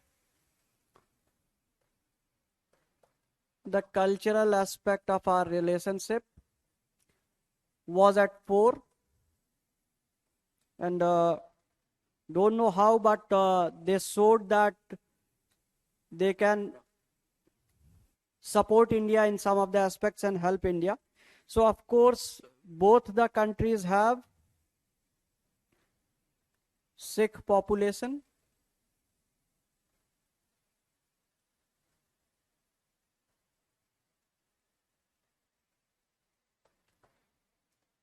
Hindus, Christians, of course, Muslim population. So similar culture. A lot of similar culture and fooding habits and all, dressing and all. We have similar things, but most of the times whenever you hear in news, you'll be hearing about destruction only. That Pakistan, some of the population of Pakistan destroyed this, some of the population of Pakistan destroyed that, barring some few things. Even there was an attack on Gurudwara very recently. So most of the time we have negative news from Pakistan when it comes to treating our minorities, their own minorities. Of course, we treat our minority well in India. Some of the times the things don't seem, but most of the population, India has a history of being together. So very recently there was a cooperation between these two countries, and this is Kartarpur corridor was prepared for the Sikh population so that they can visit the places. Okay. This is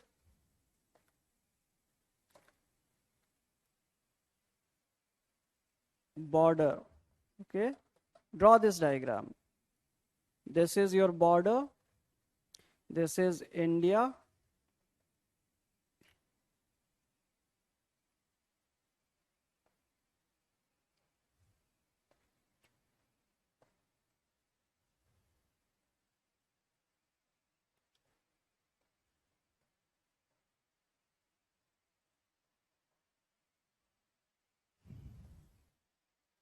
This is Pakistan. So we have Kartarpur corridor. It was created where Sikh religion. The people from Sikh religion can go from one place to other. So this Kartarpur is in Pakistan. And from Indian border, it was connected to Gurdaspur. Okay. Here it was connected to Gurdaspur, specifically Dera Baba Nanak. Okay. Gurdwara है ये.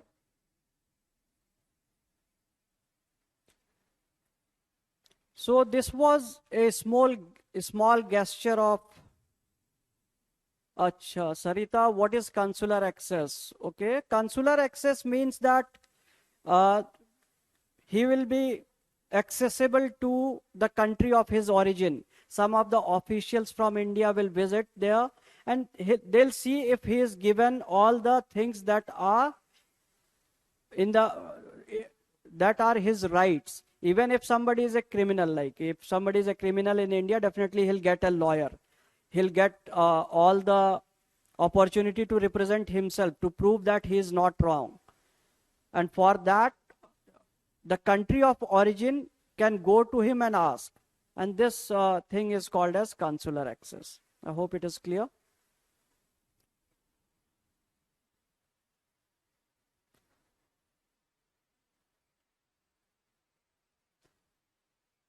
Yeah, Pakistan, Purnima, you have mentioned, I think you are talking about Imran Khan. So yeah, he is useless man. It is my personal opinion. So most of Indian people feel like, even Pakistanis nowadays are feeling like he is an idiot. So this was something to cheer about between India and Pakistan. And of course, we expect that both these neighbors try to understand. Pakistan specifically tries to understand that it is important to build this relationship. Okay. So now there are not many things. If we talk about some of the regional cooperation also, on regional front, if you'll see, then Pakistan doesn't have much to offer. If you talk about some of the regional forums, if I take example of regional forum,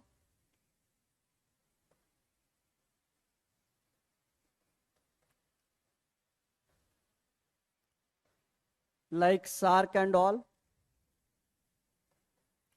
we'll be dealing with it in detail. If I'm just giving you a glimpse what more you can write in this relationship. So India and Pakistan are never on same page. So most of the times these regional forums are suffering from inactivity.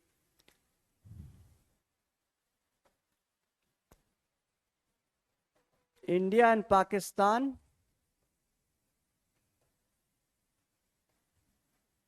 do not favor each other, and hence such forums are suffering inactivity.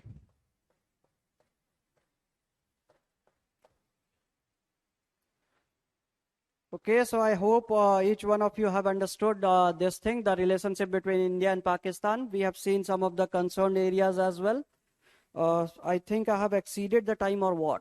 What was the time? If someone can tell me, what was the time given for today's lecture? Because someone else will start with a lecture, and I guess I have exceeded the time, or what?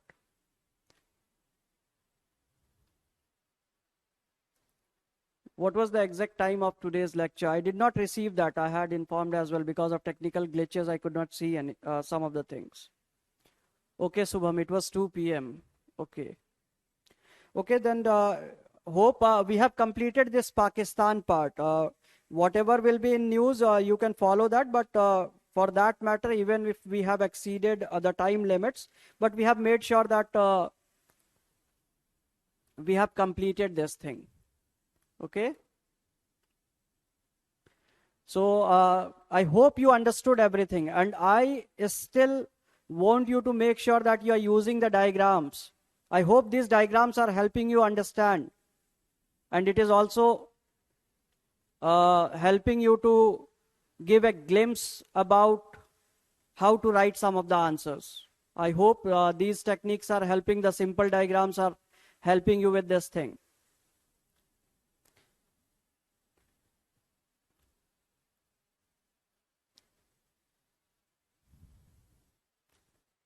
Pratyush just Kulbhushan, the economic aspect, like Saksham I said, not much. There is nothing that we are doing. The economic aspect, if you ask me,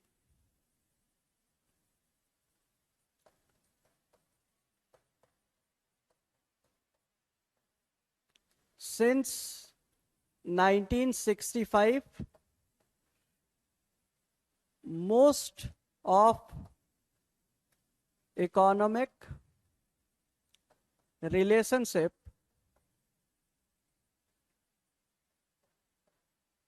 has been abandoned. So there is nothing much. Yeah, so you have to use those diagrams. It is very important. So I always try to make these diagrams so that you can understand. If I can draw this, you can definitely draw that.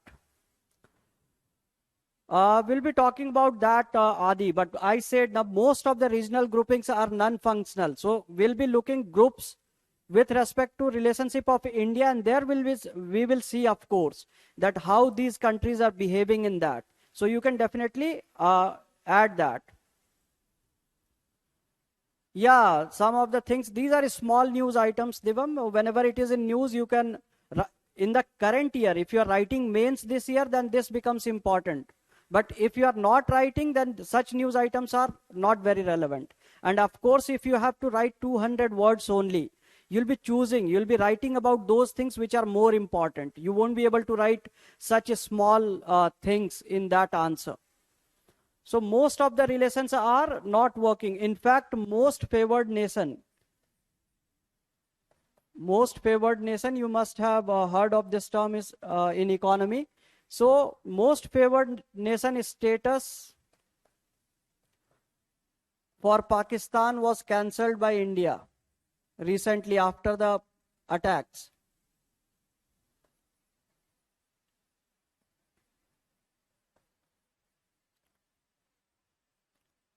And Pakistan had never given us this status. So officially we do not have any kind of business. It is very minuscule. Some temporary things are happening. Okay? So the economic aspect with Pakistan is not much of a relevance. And of course, as Adi has asked about some of the groupings, so we'll be dealing with those aspects when we deal with the groups. Okay? So I'm not taking the groupings. I just took one of the groups only to show that these are also important. And the moment we start talking about these groupings, then you'll understand how to use those things in this. Yeah, most favored nation, WTO, you have read it. Well and good. It is important, most favored nation, that you have to treat all the countries, the other country equally like you. These countries must be given equal opportunity of business as our own traders. So you are aware of this thing. So India-Pakistan relationship, we are almost done with.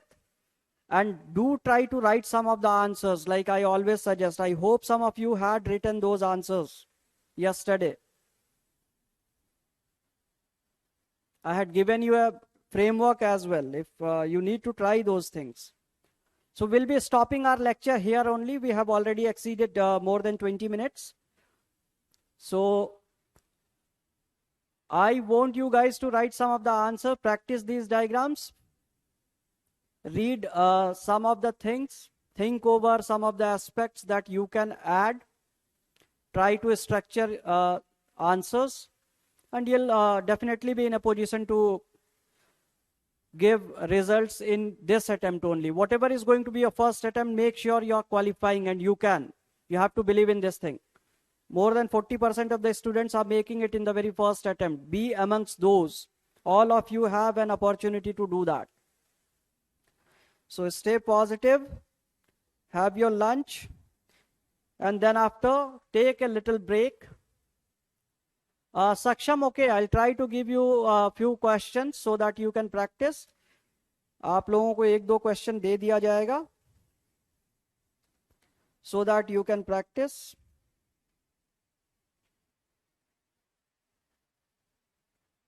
So like we had said, like we had discussed, you can try the same question. How China is influencing the relationship between India and Bangladesh. How China is influencing the relationship between India and Pakistan. Like you had done for Myanmar. Okay? You can this is a simple basic question that you can think. Because China is having a lot of influence in Pakistan. So of course that angle is important. Okay? So try to frame an answer on that aspect. And of course, in next lecture, we'll be looking at other important relationships that has developed with rest of the world of India. Okay. So stay healthy and study every day. Suman, no, I don't speak English at my home. But I have a habit of using this language when I teach. Many a times, last time also you had requested me to speak in Hindi, but many a times I missed that. But I hope I do not use a language which is very tough. Most of you understand what I speak. I hope so. So I'll be incorporating some of the words of Hindi as well. Hindi bolunga, but you must also understand कि आपके जो friends हैं वो pan India से हैं. सभी लोग क्या है कि हिंदी नहीं समझ पाते हैं.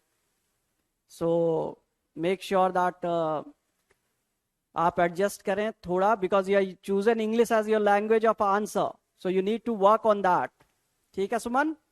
So have a great time everyone. Eat well, stay healthy, take all precautions. The times are not good. So in slightest doubt of fever, go for the medicines. Get yourself checked. Get yourself vaccinated as soon as possible. I hope everybody stays healthy along with family. So I'm with these words, I'm just telling every one of you that we'll be meeting in next lecture. Read well, stay healthy. Good afternoon. Take care.